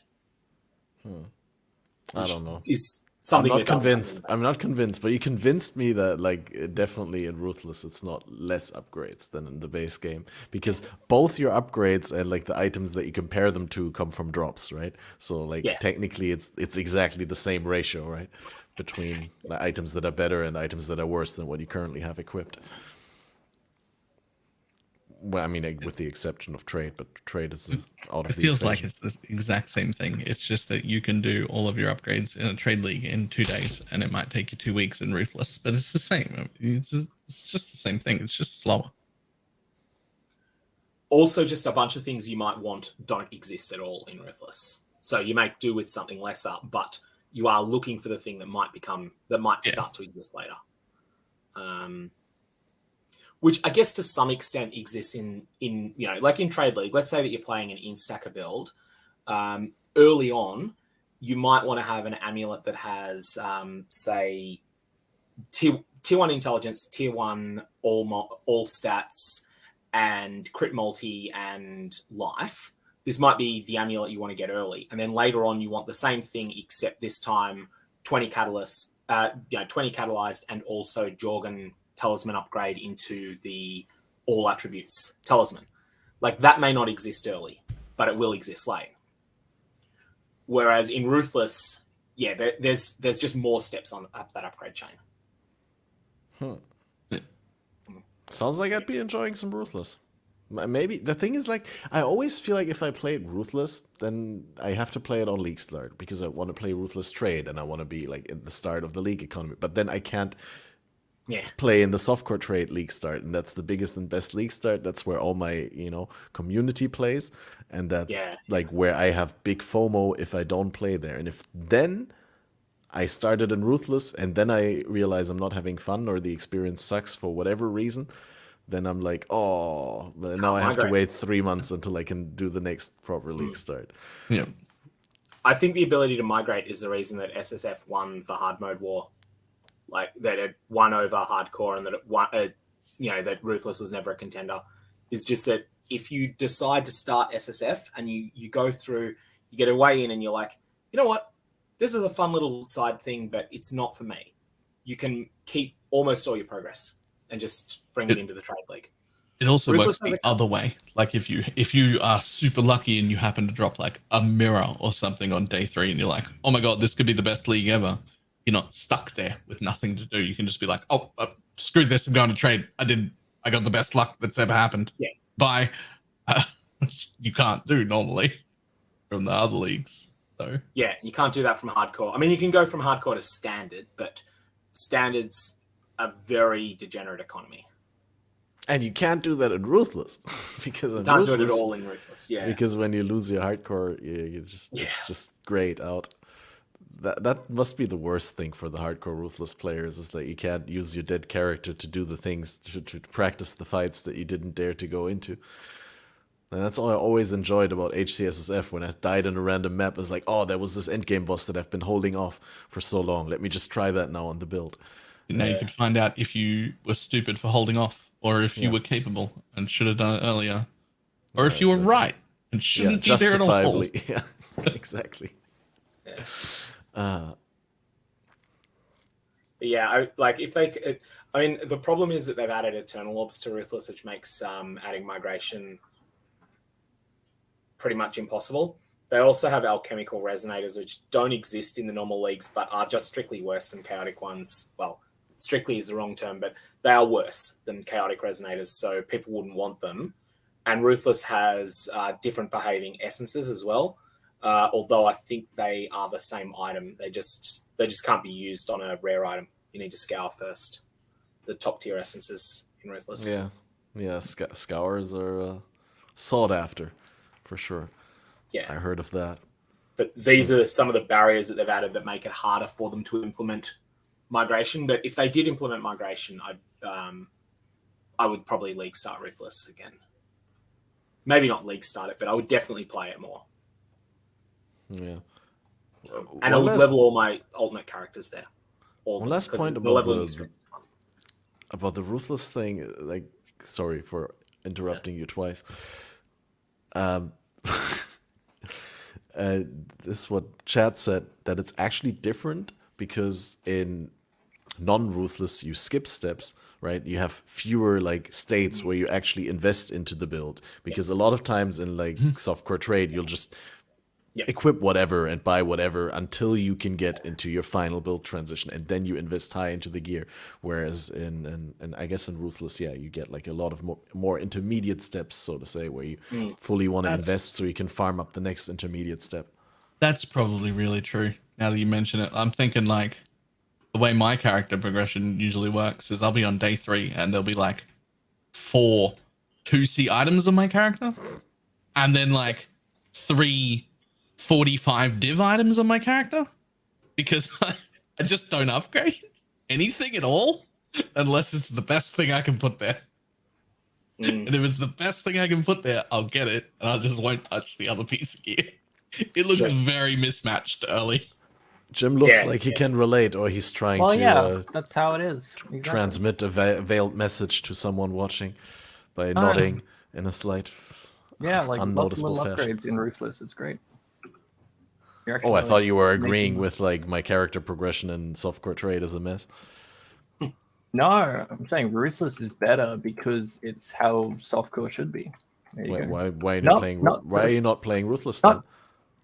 Because the endgame shit. I've said it. I've already said it. The endgame is shit. We've been.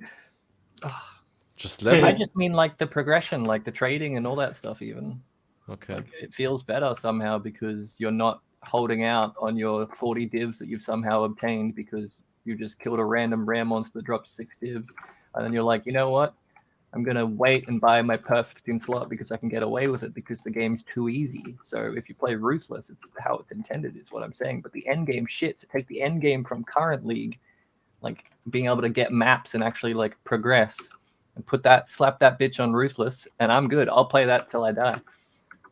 IRL. I think it's map mods is the key thing. It's access to 4+ modded maps is what you need. I don't think the numbers of maps that drop is wrong, because you will sustain if you're able to alchemy maps. You can't. Also, you don't have scarabs in Ruthless. Like, they're really hard to get your hands on. And I would like to see if they would make a couple of little changes to Ruthless. Firstly, remove Eternal Orbs so that you can implement migration. Have the existing ones would be fine. They just stay in Ruthless standard, in Ruthless permanent, but remove them. So you just can't migrate when you have one in your inventory. Basically. That would work too, yeah. But then you could technically migrate your Eternal Orbed items into. I mean, you won't have good items anyway. Yeah, that's not going to be problematic at all. It would be for permanent Ruthless eventually, maybe, but yeah. I mean, Hinakora's Lock is the new Eternal Orb anyway. So, like, Hinakora's Lock is not quite the same as an Eternal Orb, but they have a very similar functionality in a lot of ways. And they do a lot of the same sorts of things. So you could have if you got rid of the Eternal Orbs, you would then be able to migrate people in. That'd be the first thing. The second thing is make it so that the Atlas nodes that are Ruthless only, that increase the rarity of dropped maps, massively increase the numbers on those. That's all that needs to be done in terms of map sustain and map variability, and then add scarabs to content that's not betrayal intervention. Yeah, it's just like, hey, you're not really dropping. Well, I did drop a bunch of alks and stuff, but it's like, hey, you're not really dropping stuff to make maps, but also maps are dropping white, get fucked. It's like double. It's like the classic GGG triple nerf when they could have just gotten away with a double nerf. Rare, and then, like, actually using a scour on a map. If you get a map mod you can't beat, it's actually a big investment to do that. Yeah. So we just annoyed Balor by talking about his least favorite aspect of the game when he's got to go in a few minutes. What do you want to talk about, Balor? I don't know. Yeah, Bella, tell us what your current project is. What is your big OP softcore trade build that you're gonna do for your big return to softcore trade after your hardcore excursion? I don't have a build in mind. I have a series in mind, I guess, because I have a dream. Because I run out of things to do in softcore. So my thought was, what I might spend the next month doing is resetting my account to fresh. And instead of focusing on league start builds, focusing on league start content or strategies for trade. Like whether you want to be farming blighted maps to sell, or farming harvest juice immediately in the first week, or farming like whatever, like there's like a whole bunch of different strategies to like get rich in softcore trade, and resetting my account over and over again and trying out all of the different strategies and getting like lists of builds that work in league start scenarios for them, and making that into an entire YouTube like series of like, forget the builds specifically, like here's a list of builds that will work for this content, but the series would be based on these are the strategies that you could run, rather than these are the builds you could run. And then that, because I feel like that's not covered anywhere. Like people go like, this league build, this build, this build, but there's a lot of league start builds that are good. And I think what's more important in softcore trade, it's less important about what build you're running and more important that the content you've planned makes the profit. And so I think I'm going to do that, where I just restart my account over and over again and do a bunch of different strategies to find out like, how easy can I do these things? How much do they drop? And then just a short list of like what league start builds would be good for this. So not guides for those builds, but like here's a list of builds that do this content really well. Right? Yeah, you can provide them like cross-referentially. But no, I think that's really important because like, it's important that the build that you play is one to your liking and that you have fun playing it and all, but that's completely useless if it's not suitable for the content that you plan on running. That's like the more important question for you to ask on League Start is like, what do I actually want to accomplish and how am I going to earn the money that I'm going to put into whatever I want to do with this or with the next build. And this sort of exists for Delve, it exists for Heist, and it exists for bossing, but it doesn't really exist for things like Blighted maps that I'm aware of, or Blight Ravage maps, and there's a bunch of stuff like that. What's the right strategy if I want to sell blueprints? If I just want to rush similar, Bala, but probably more cancerous because I wanted to make a fresh account with no like premium tabs and see if it's possible to farm a Mage Blood without having the ability to use like premium tabs to sell things. So I'd have to use trade chat and I'd have to try all the different farming strats, like farming essences. Sure, you'll make like 30 div in a day, but if you have no premium tabs, where the hell are you going to put the essences and how the hell are you going to sell them? Even going to sell TFT. them? Yeah, I've got 4 tabs. Yeah, but that means I've only got theoretically one quad tab that can fit 512 times 9 essences, assuming I get perfect. With stacks. some things, you could also look on trade for reverse listings, like look for chaos. Yeah, I listed could for flip for a essences or day, something sure. like that. I mean, the easy answer is do Sanctum, but let's just ban myself from Sanctum. So if I can't do Sanctum and just print Divines, is it even, like, how long would it take? Could I even get a Mage Blood in 3 months? Harvest would be your second choice. I'll just be following. it's so liquid. I'll be following Balor's YouTube channel, just like, oh, money making tips. Here they are. Oh, how can I do it as a new player on a fresh account? A mechanic probably- like Ice would be really bad for Jim's thing. I probably wouldn't use TFT, but I'd just go on trade and be a legitimate businessman that isn't scamming people and be like, I will sell you my entire tab worth of stuff for 80% the value. You can flip it right now and make 20% gains on TFT, but I can't access TFT. Not because I'm banned, but because I, self-imposed SSL. Yeah, it's against the rules. Anyway, that's my terrible idea. Depends if the league looks good or not. Yeah. People just assume we're scamming. I agree with Oh, Chad. my name will be not a scammer. I agree with That'll Chad. help. I don't think That'll it's convince software. people. That'll fix it. Yeah. I would definitely trade with somebody called Not a Scammer. I'll just I'm scam all sure my that guild name mates. is taken. I reckon that name probably is taken and banned. Wasn't that the name of the guy like the definitely not a scammer? Wasn't that in the leak video where they? Yeah. Where they showed off the holding old on trade. Yeah, It's a exactly. GGG account, yeah. Well, I have to make a new account, so my account name can be not a scammer. Or my account name can be sirgog, but just spelt with like a weird letter so people can't tell. Yeah. It's just with double G at the end. Sirgog. Yes, Or Sirgrog. Someone has that. But I agree with Chad. In hardcore, I think it's possible. In softcore, you wouldn't be able to use. I know an softcore active trade chat that's like not full of scammers, so I'll just hang out Oh, there. And okay. just You my get like a goods. custom trade chat. Yeah. I You're got the hookup. You're interacting with a very small subset of There's like 20 people in there. As long as they don't know database who I am and they can't like pity me, like as long as you as don't long get, as they have scream a handout. purchase power, right? As long as they have money to buy your shit. Which And at I can this build point my of the rep league- in the channel slowly over time. It's like, there's the guy that's an idiot and hasn't bought a premium tab yet. And then do an exit scam. Yeah. Just let me hold the Mage Blood so I can see what it feels like. Yoink.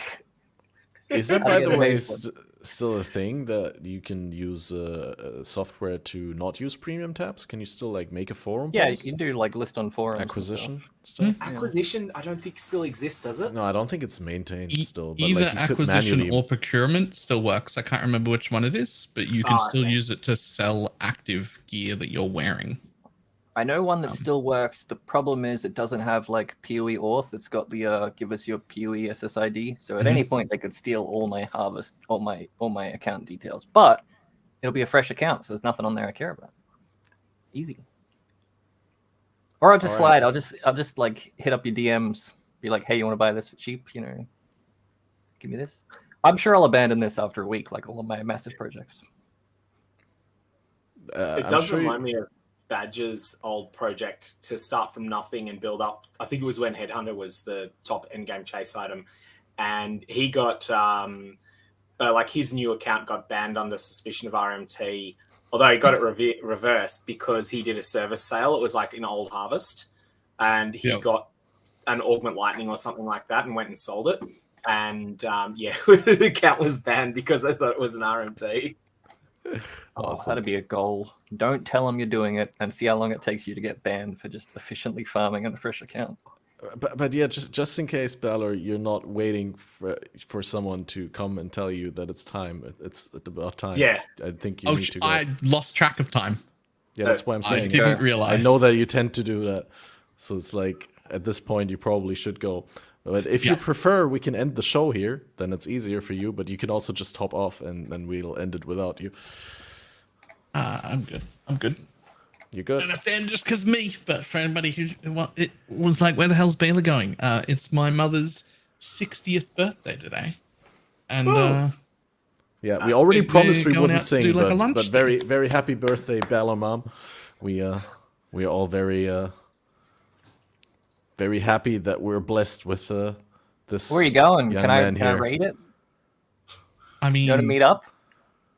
no. Why not? Public park? I'll come hang out, give your mum a hug. I'm already in your house. Jim, I don't know if I want to meet you in a public park. That feels a bit I'm banned from most schools. I mean, no, Leah, where are you going? Where are you going? You want me to hang out? Come meet your mum? I'll bring my mum, so it'll be safe. You're already in the same house, obviously. Here's the thing. Yeah. If it wasn't for her birthday, I'd be like, fuck yeah, let's go. bring your mum and you can go. I'll come in like a tuxedo and we can pretend I'm a stripper.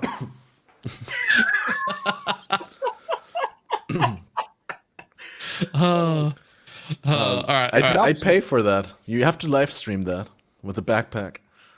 I better run. I'll sub. I will see everybody later. Sorry for dipping out a little early. Guys, BalorMage, everyone. He's the guy. Have a good one and see you soon. And thanks for being there. I forgot to say thanks while he was still around. Balor knows he has my eternal gratefulness. But yeah. So if you've ever wanted to, because I think since we're running the new layout, we haven't ever had a podcast where someone dipped out early. I always tell everyone, you're welcome to arrive late. You're welcome to leave early because you're not bricking my layout anymore, you know, with the old thing where I was doing the layout manually in OBS and like screen capturing off of Discord and like it was a hassle, but like now we can just think, you know, switch positions and do all kinds of funky stuff, right? So it's we're not bound. Background capacity. But yeah, I'm saying this is the first time that we're doing more of the podcast than like one member can do. So if there's anything that you always wanted to discuss in a smaller round, then bring it up now or be forever silent. Can I invite random people in my Discord to this exact place? What? Can I invite random people to this call? Like, because then you can get 4 again. I just start inviting random people, and first one to get in wins. I prefer not to. Okay. I was only going to message Joseph. No, I appreciate that, but we could do that for a special episode. I thought about it before, you know, like just bringing random people from Discords on the channel and all that. But it's just you got to be super careful with the very like you've got to be responsible for the things they're likely to say. That's the danger. Like if they were, I mean, responsible is a big term. I mean, like YouTube's terms of service, Twitch's terms of service will hold you accountable if they say something reprehensible, like really, really vile. Okay. Yeah. Yeah, sure, but like we wouldn't have people on who like, you know. Yeah. I mean, as a German, I can come up with a lot of vile things that you could say, right? And I don't think we'd have people on who would say that sort of stuff. Yeah. I think we've already had our low point of episodes. Although you never know when you reach the next low. Anyway, this is that a challenge? PoE, this isn't even a PoE podcast anymore. It's an ARPG podcast. What's with that? You branching out, playing Diablo? No, we still mostly will talk about Path of Exile. And we'll mostly have people on from the Path of Exile community. But I figured that in general, we're excluding a lot of people who would potentially enjoy the show by marketing it as an exclusive PoE podcast. Because a lot of people are like, oh, PoE, I don't play that, I'm not interested. So if it's like ARPG, it's like, oh, I always liked RPGs. Let's see what these guys are talking about, right? And then once they find out that it's almost exclusively about PoE, it's already too late. Then they're already sucked in, right? You got to just start inviting random people. And because then maybe they'll accept. Like I invited Obama and he turned me down, but I invited Captain Flowers, that League of Legends caster, and he's like, absolutely.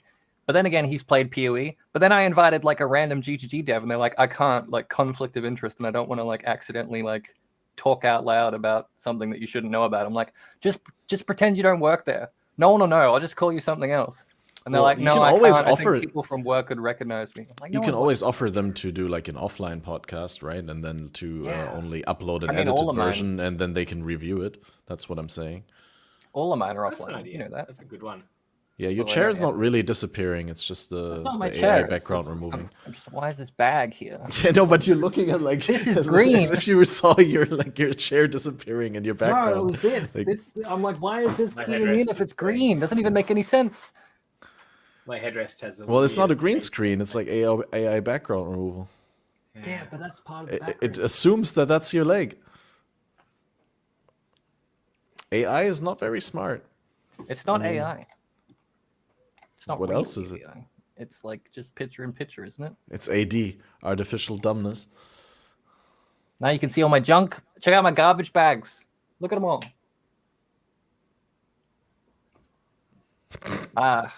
That's probably not something to be proud of. Check out this. I got a plastic tube. Looks like a proper streaming room. Yep. You're doing really well with your objective of further derailing the conversation from PoE. But Can you guess what this is? Yeah, I'm but I don't want to. derailing. You're like, I'm about to turn it back to PoE, and I'm like, I yeah, had a but can really you guess good what I had this a is? really good answer like the other day when my sister's flatmate asked me something, and I was thinking there for 3 seconds, and I was like, I'd really like to say no, but I can't come up with a good reason to say no.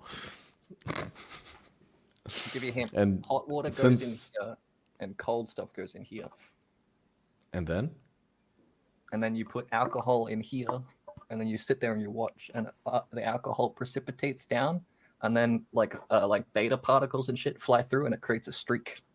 It's a cloud and that's chamber, my just dude. a purely visual spectacle. Yep. Or are It's you really getting hard drunk to off it? record. No, you don't get drunk off like 99% pure alcohol. That'll that'll not mess go you up. well. Well, I mean, Especially you me. said you put water in there as well, so you're diluting it, right? Hot water in the top, and then alcohol and a pad underneath. So the hot water makes the alcohol go, psh, psh, psh, and then they don't mix. They're separate, but there's like a glass. But thing. like in the end, when you discard of it all, then you can mix it and drink it. Well, at the end, there's just fucking alcohol everywhere, all over my room, because I've like vaporized it.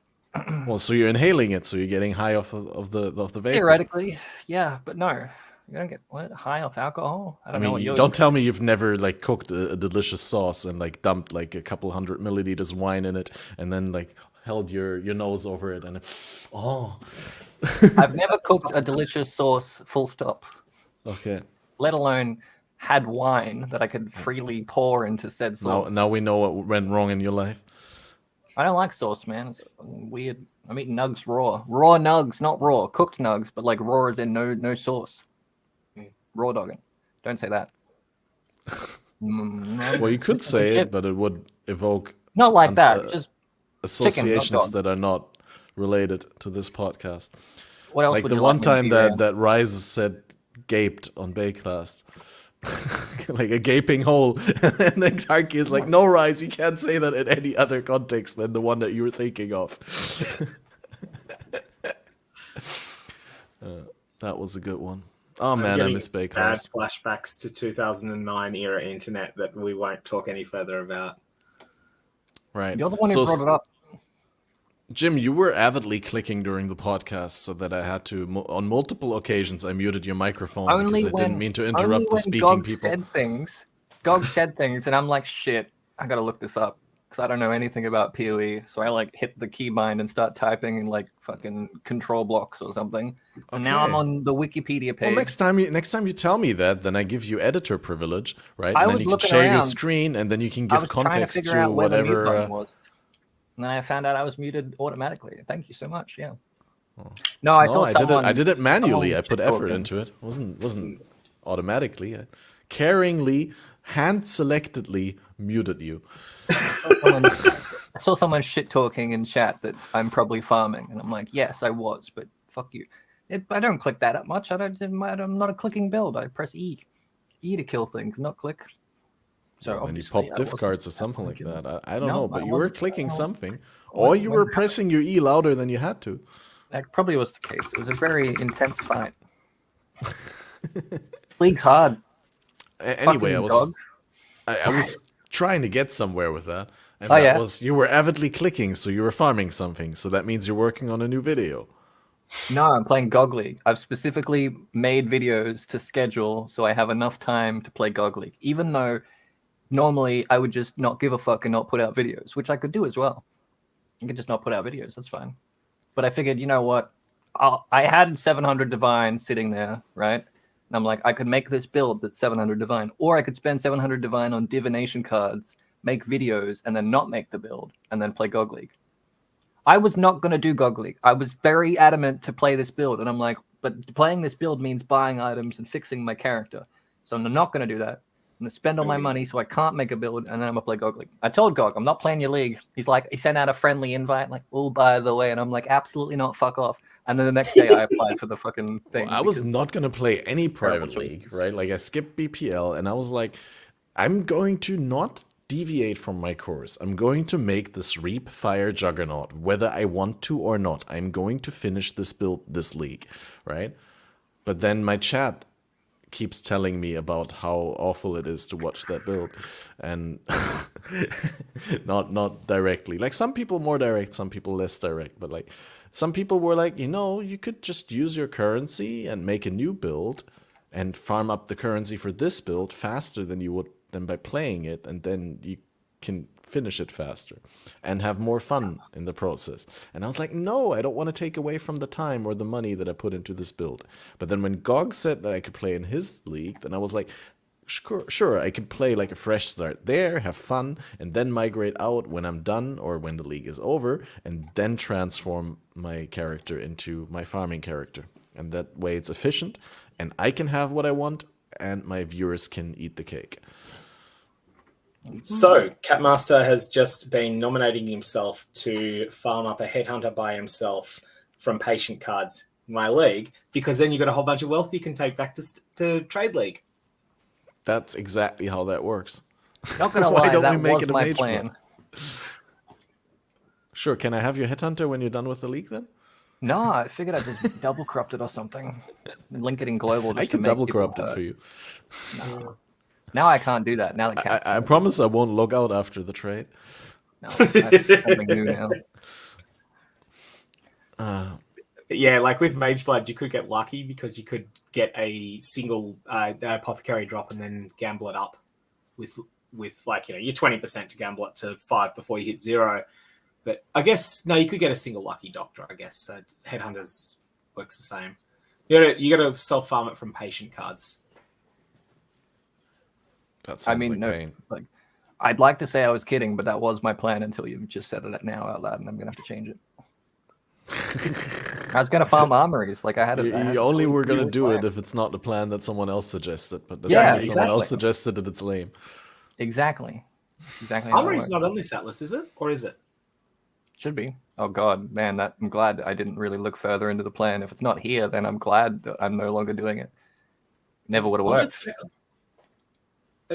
Maybe, but like I guess probably. I wasn't originally going to do armory. I did check tower, and I was going to do tower instead to go nurses. Because I know tower is a thing. But then I saw the patient drops like 5 times more often than a nurse, and so I'm like, well, I do that instead then. Yeah, there's no armory. Can't do it now, well, especially can't do it now. Tower it is. Quickly want to address this question here where Balor was talking about how he was resetting his account a bunch of times to practice League Start. And the question was, how do you reset your account? And the idea is, I believe, what Balor is trying is to reset his SSF softcore league by migrating out. I don't think he actually meant like resetting his account, because that's not technically possible that you like reset your softcore trade. But like you can practice League Start. You know, if you're just trying to find out what's the best strat to farm blighted maps to sell, or what's the best strat to farm blueprints to sell, then you can just quantify that by the number of things that you have to sell, rather than like by how much money you make. You don't have to do the actual trades, but you just do it in an SSF environment, and you see how well does this do at obtaining the items that I wanted to obtain. So there's an issue with that though, and that is that there's a bunch of things you're going to be a net consumer of. Let's say that he decides he wants to test Expedition. If you were in solo self-found, you can't trade for Expedition scarabs from other players, which are going to be an essential part of that strategy. Oh, you can email support. All right. I had no idea that they'd actually do that. Okay, cool. Yeah. But I would have thought that he would just set up a second account, which And then actually a third, has and then a fourth, and then a sixth. Yeah, that's a point. I'm sure they love getting emails from Balor. Yeah, no, you can't do it. I mean, or you could just simply put aside everything that you can just be disciplined in your tracking. Right. Interesting. Well, I can't wait to start in your league. Well, you're approved now after I got up. It's just the time zone thing that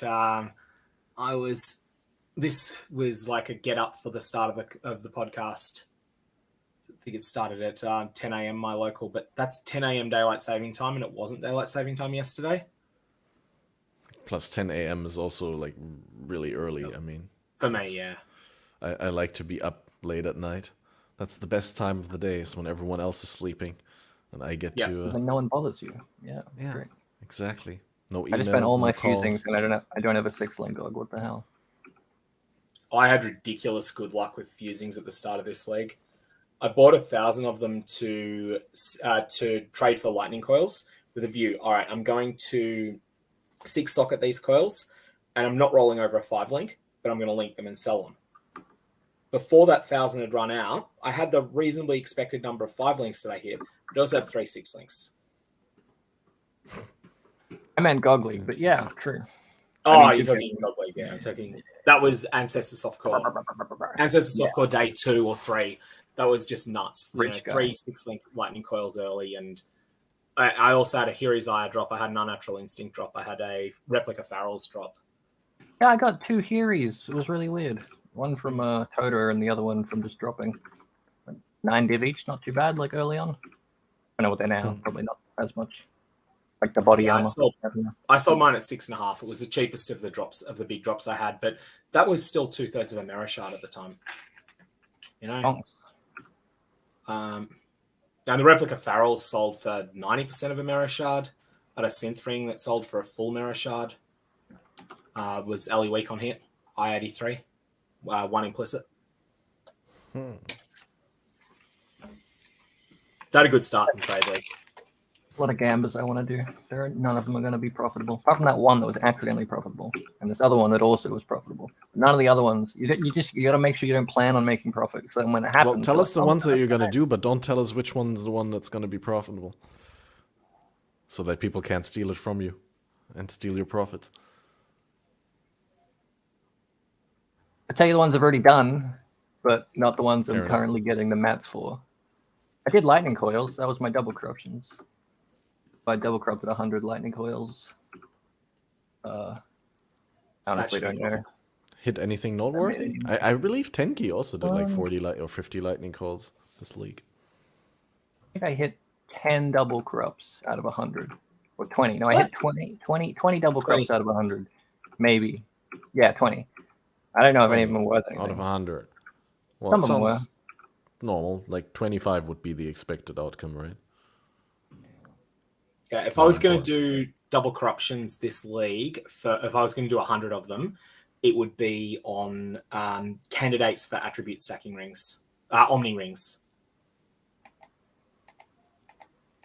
Crystallized Omniscience rings. So things like 50, 50, and 30 to stats and Aurion craft, then buff them up with catalysts and then go for the chase the 5% to 2 stats. But you're a lot smarter than me, and I just need unique, this simple go in machine, press button, delete or not delete, problem solved.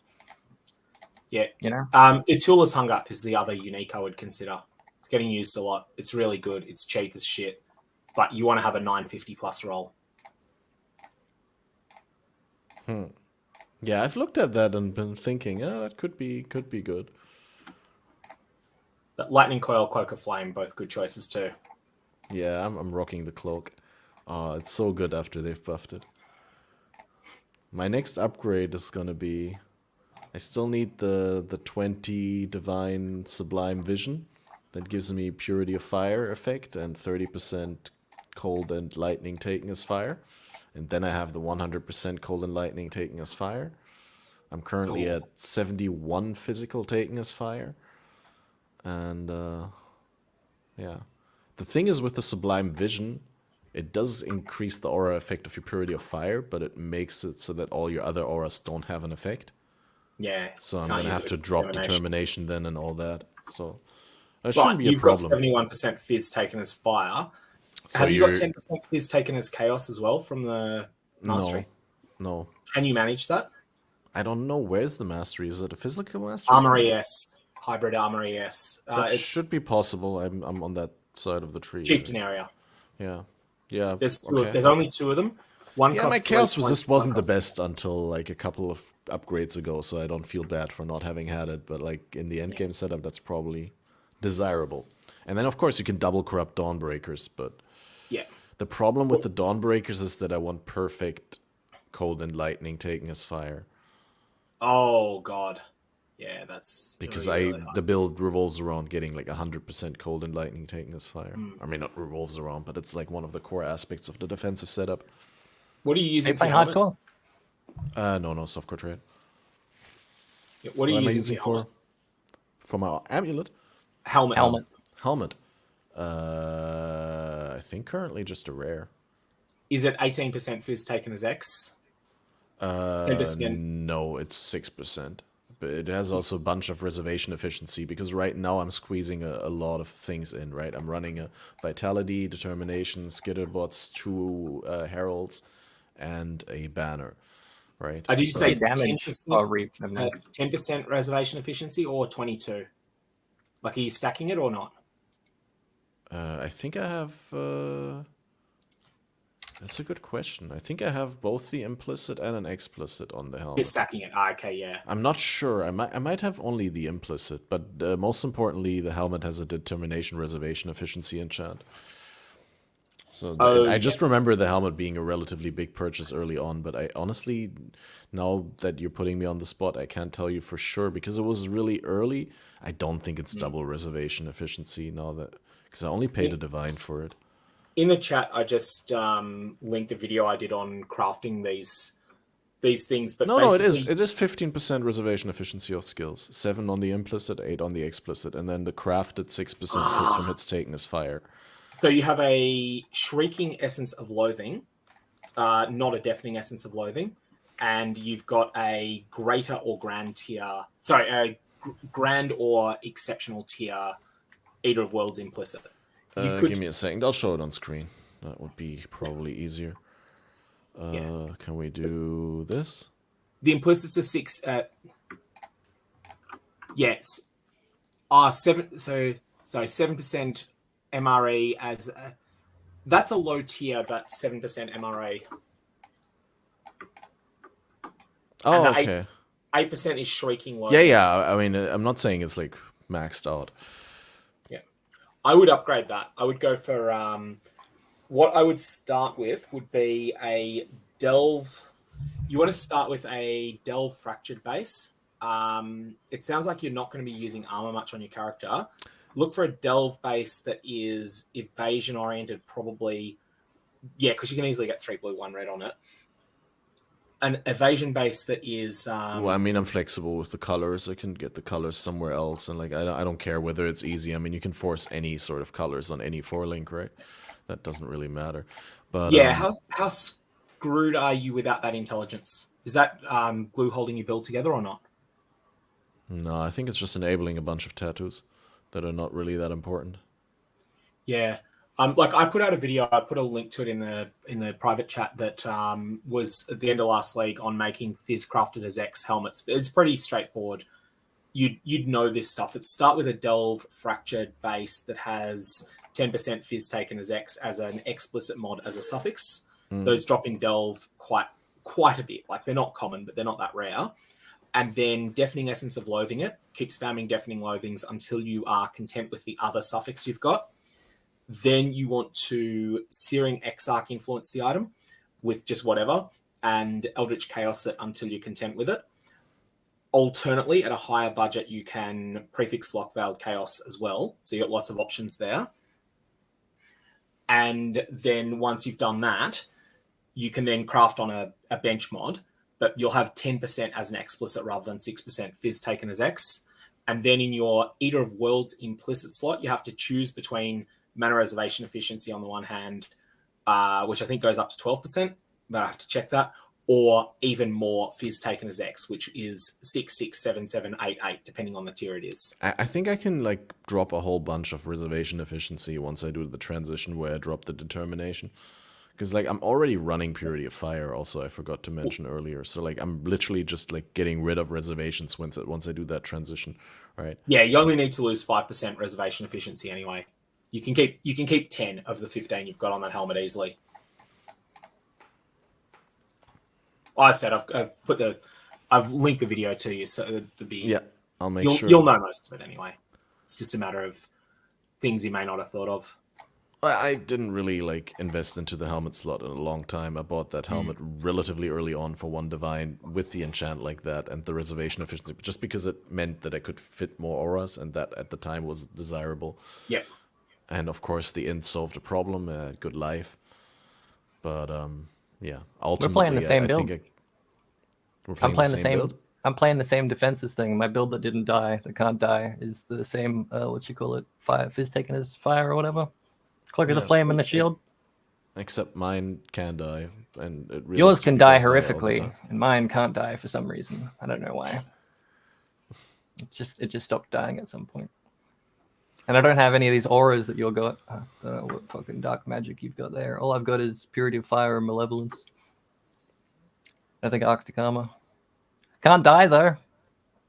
6.5k life if I put my proper gear on, but usually like 6k life is pretty good, right? I'm sorry for derailing. I'm just like, wow. This isn't derailing. This is PoE. How dare I? No, derailing from you talking about your build. Now we're derailing. We're talking about me, and I'm going to segue I was into done this talking about my pile of build. I garbage actually over talked here. only about my build to get you talking about yours. Check out this thing. I'm just kidding. No. Check out Is that you put alcohol in there? That was no. I was dying a lot, and then I looked at my like fizz to fire, and it was like 97 or something, and then I got like 6 more, and now I don't die. It's crazy. I have no idea why. I'm sure I'll get to the point where I don't die anymore, but so far the build has been a pretty deep, bottomless barrel of currency investment, and it's not been holding up to the standards that I set in my head beforehand. But I think Chieftain defenses have been holding up well for me. In ASC. Maybe I should have been Chieftain instead. It's like just 90 all res, 90,000 armor flasks down. Only 15% fizz taken as X, but that's enough to take some of the edge off things that have got fizz pen.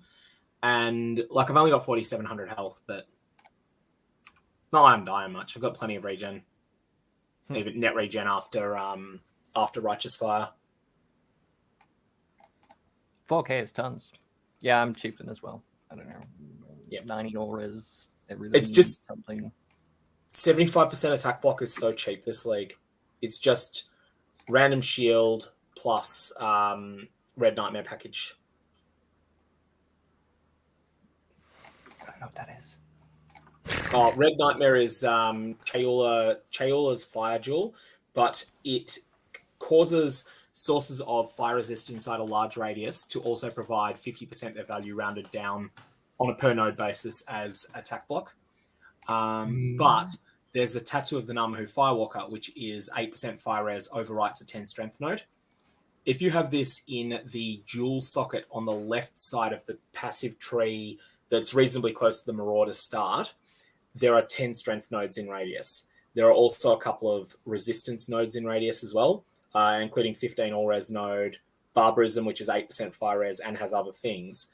All in all, if you take this entire package and you take all 10 of the strength nodes and you convert them all into 8% fire res through Namahu Firewalker tattoos, the whole package gives you 53% attack block. All you need is a shield that gives 22. You're attack block capped. You don't need spell block because you're a chieftain. You got 90% resist all elements. Okay, granted, that's not going to deal with physical spells. It's not going to deal that well with chaos spells where you've only got 75, but that's still enough.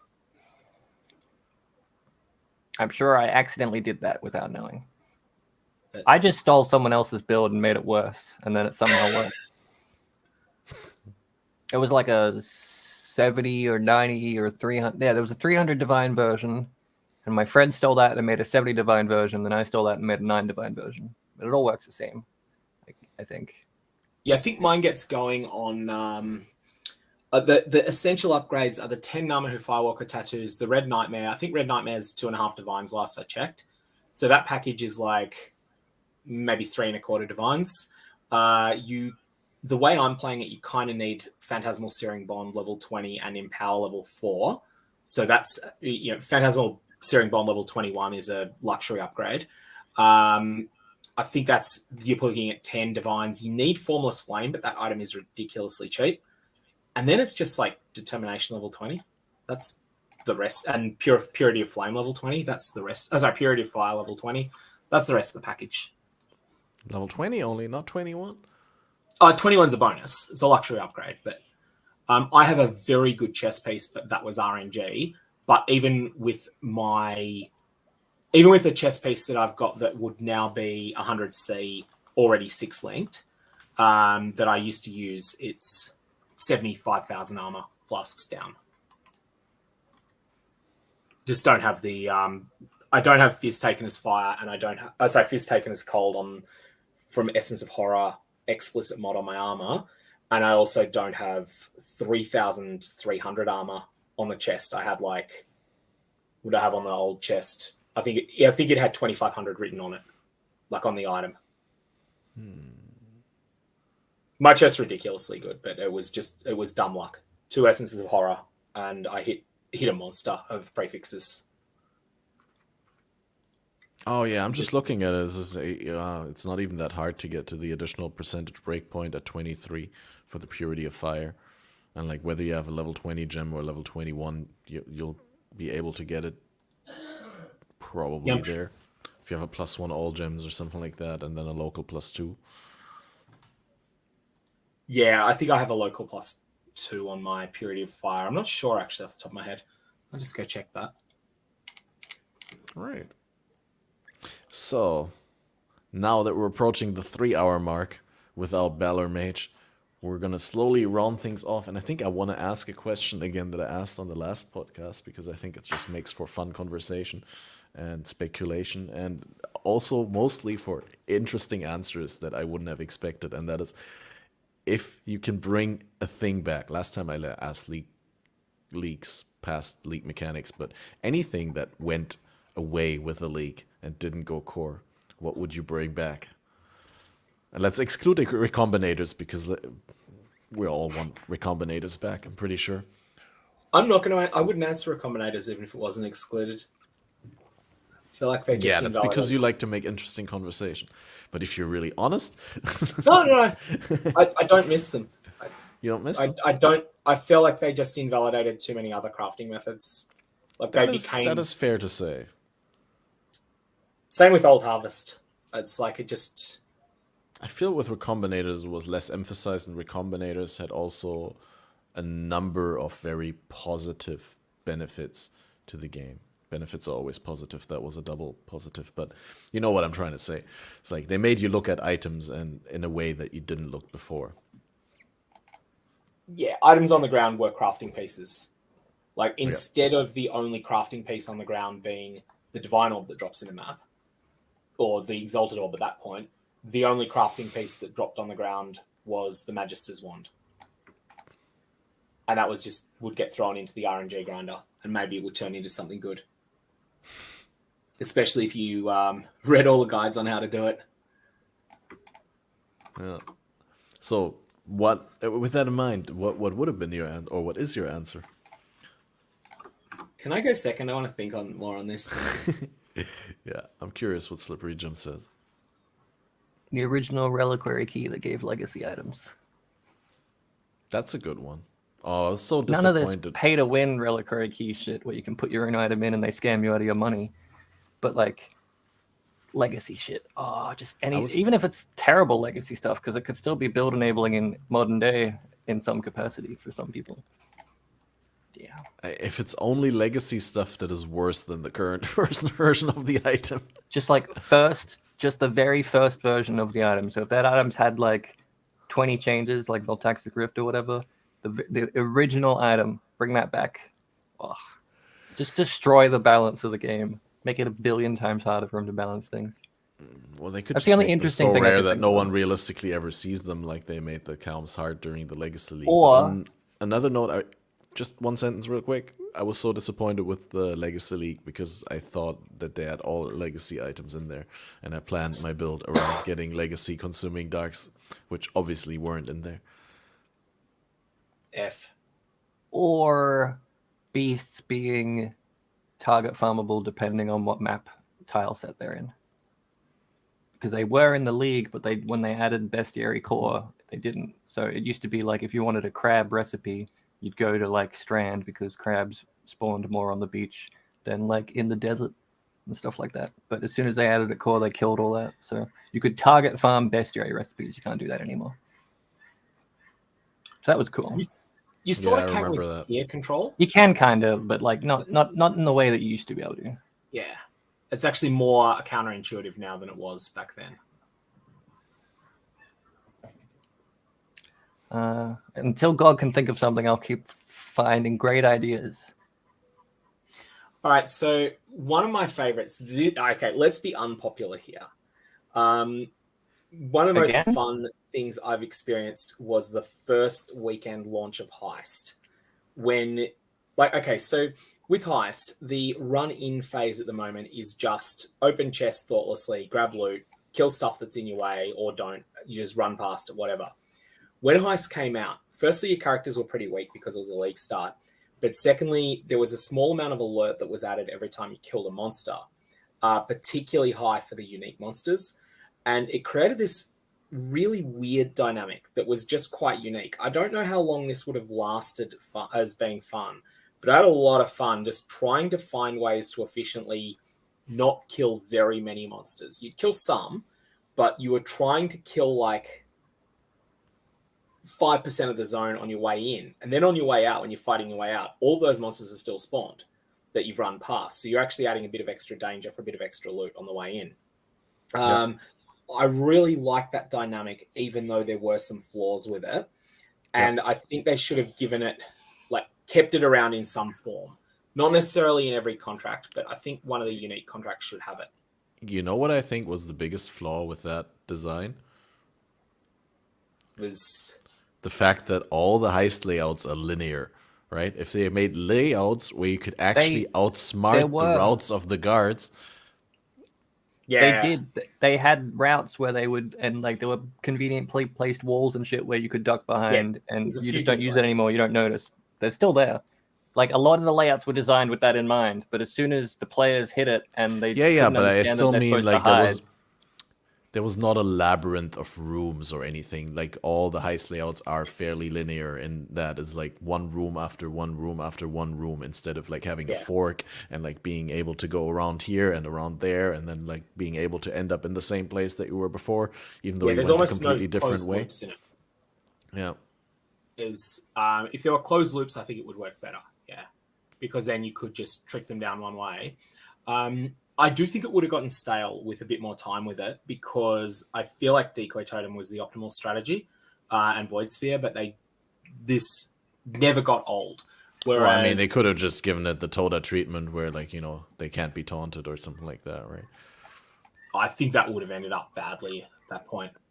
I think I prefer the status quo to going hard down that way.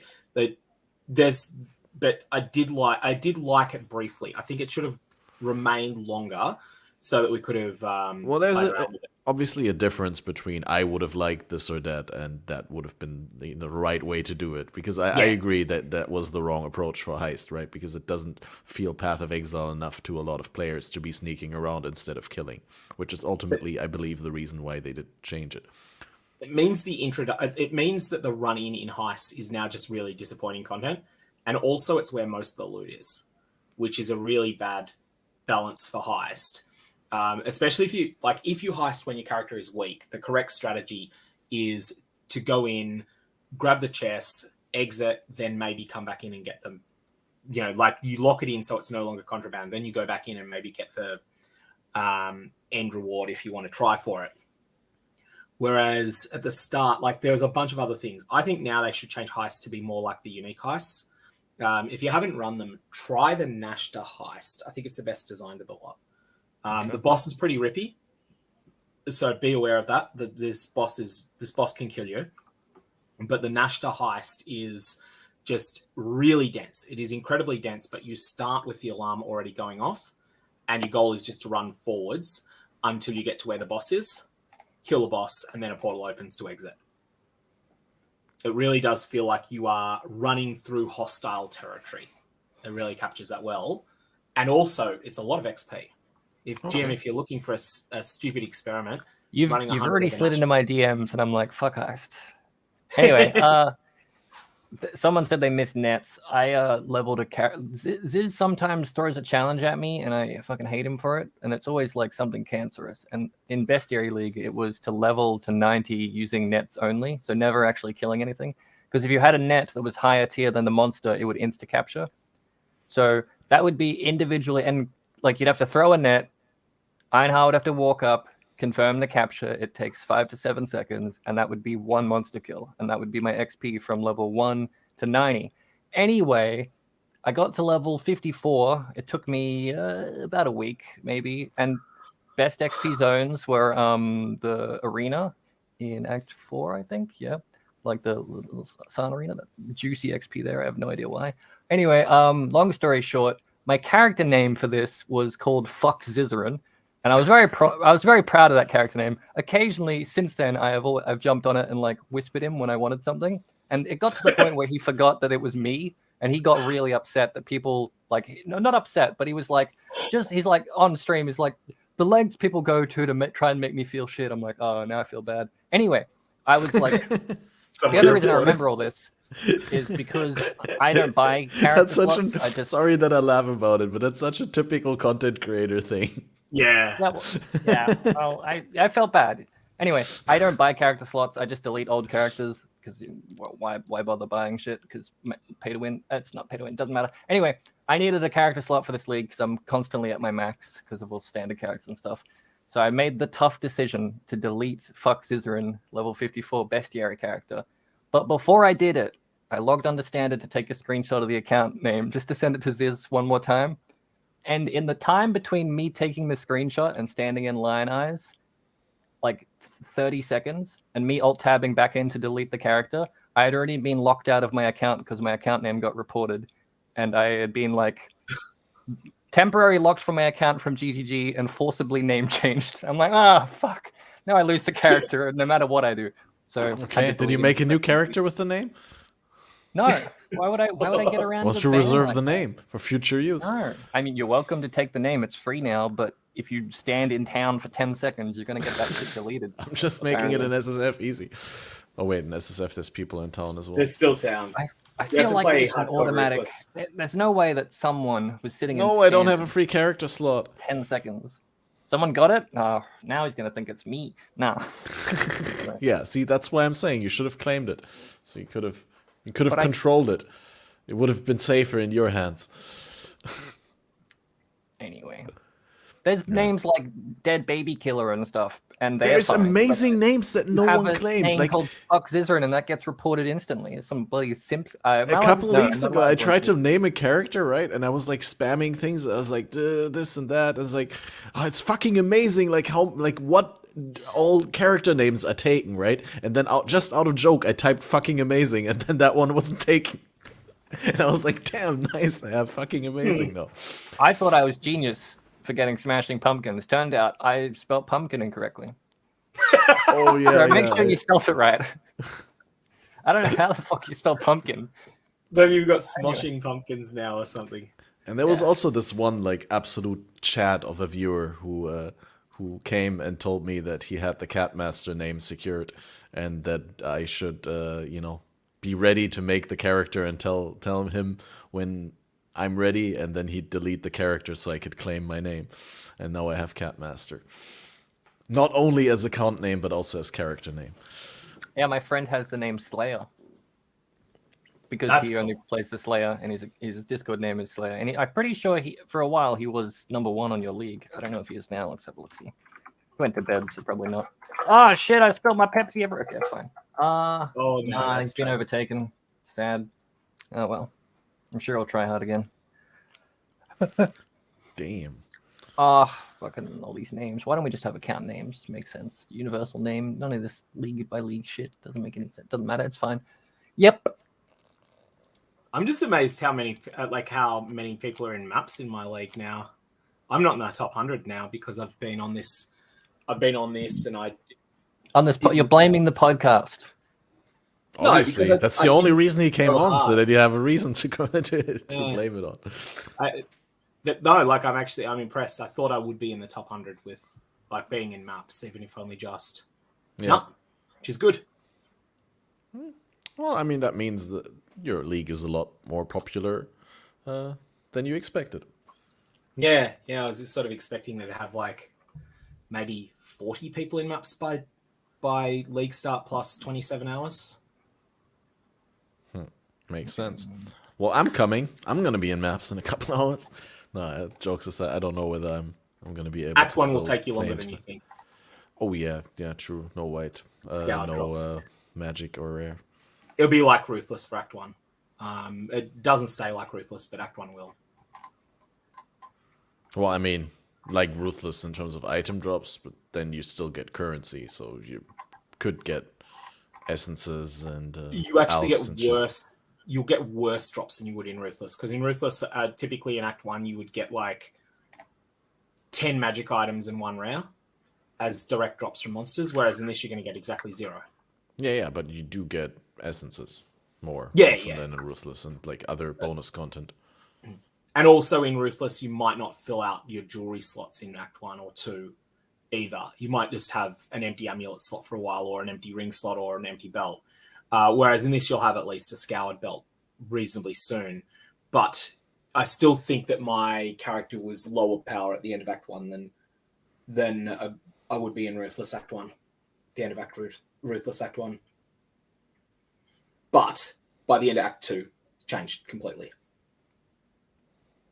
And then by the time you're in like Act 5, you're weaker than you would be in a standard league, but not massively.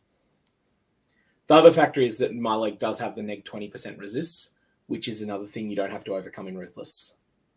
Yeah, that's fair. That takes a while. But I mean, I'm used to like playing gauntlets, or at least I was at some point. Not so much anymore. Full on casual cat now, but yeah. Speaking of gauntlet, has Scissorin announced if he's doing one this league?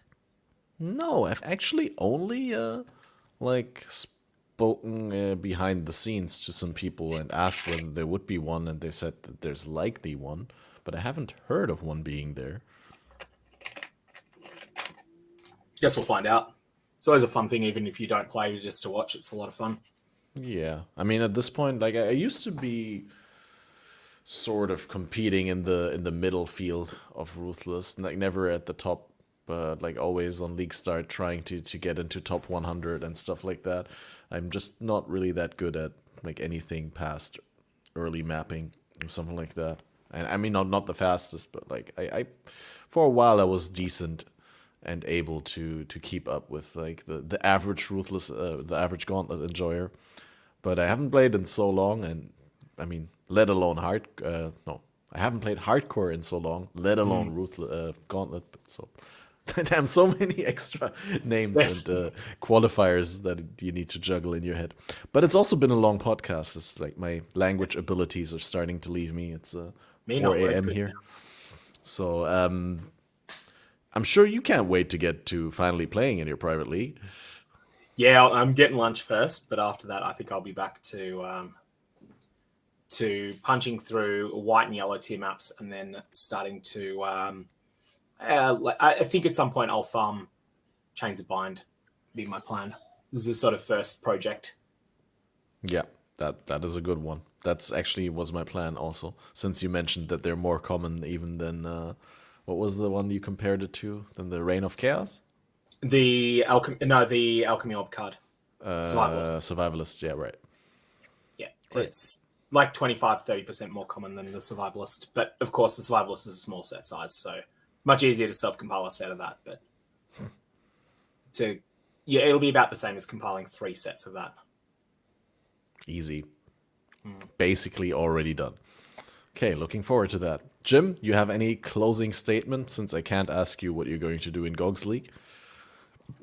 Well, I was gonna farm the headhunter, like I said, but now I don't know. Probably not. I would make a magic finder. Are we talking specifically GOG League? Yeah, I'm just gonna do make a magic finder and try and farm just some natural like T0 drops or something like that. Maybe like try get a Skyforce or something. I think it's pretty achievable.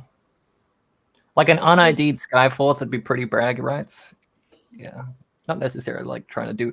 I'm going to ignore every single goal that GOG posts about friendship and working together to farm lab, and I'm going to push on and do my own thing. Yeah, that's the wrong link I just put in there thing. Catmaster. I'll make sure that for everyone listening, there's going to be a link in the description. I'll update the description afterwards with like link to the content of the creators and specifically the league. Probably also Jim's new video. Oh, you want my like channel that has 90 subs and we look at birds and stuff? Yeah. That's definitely going to be in the description as well. Yep. You can post it in chat, but no. I mean, I'll see if I can find it.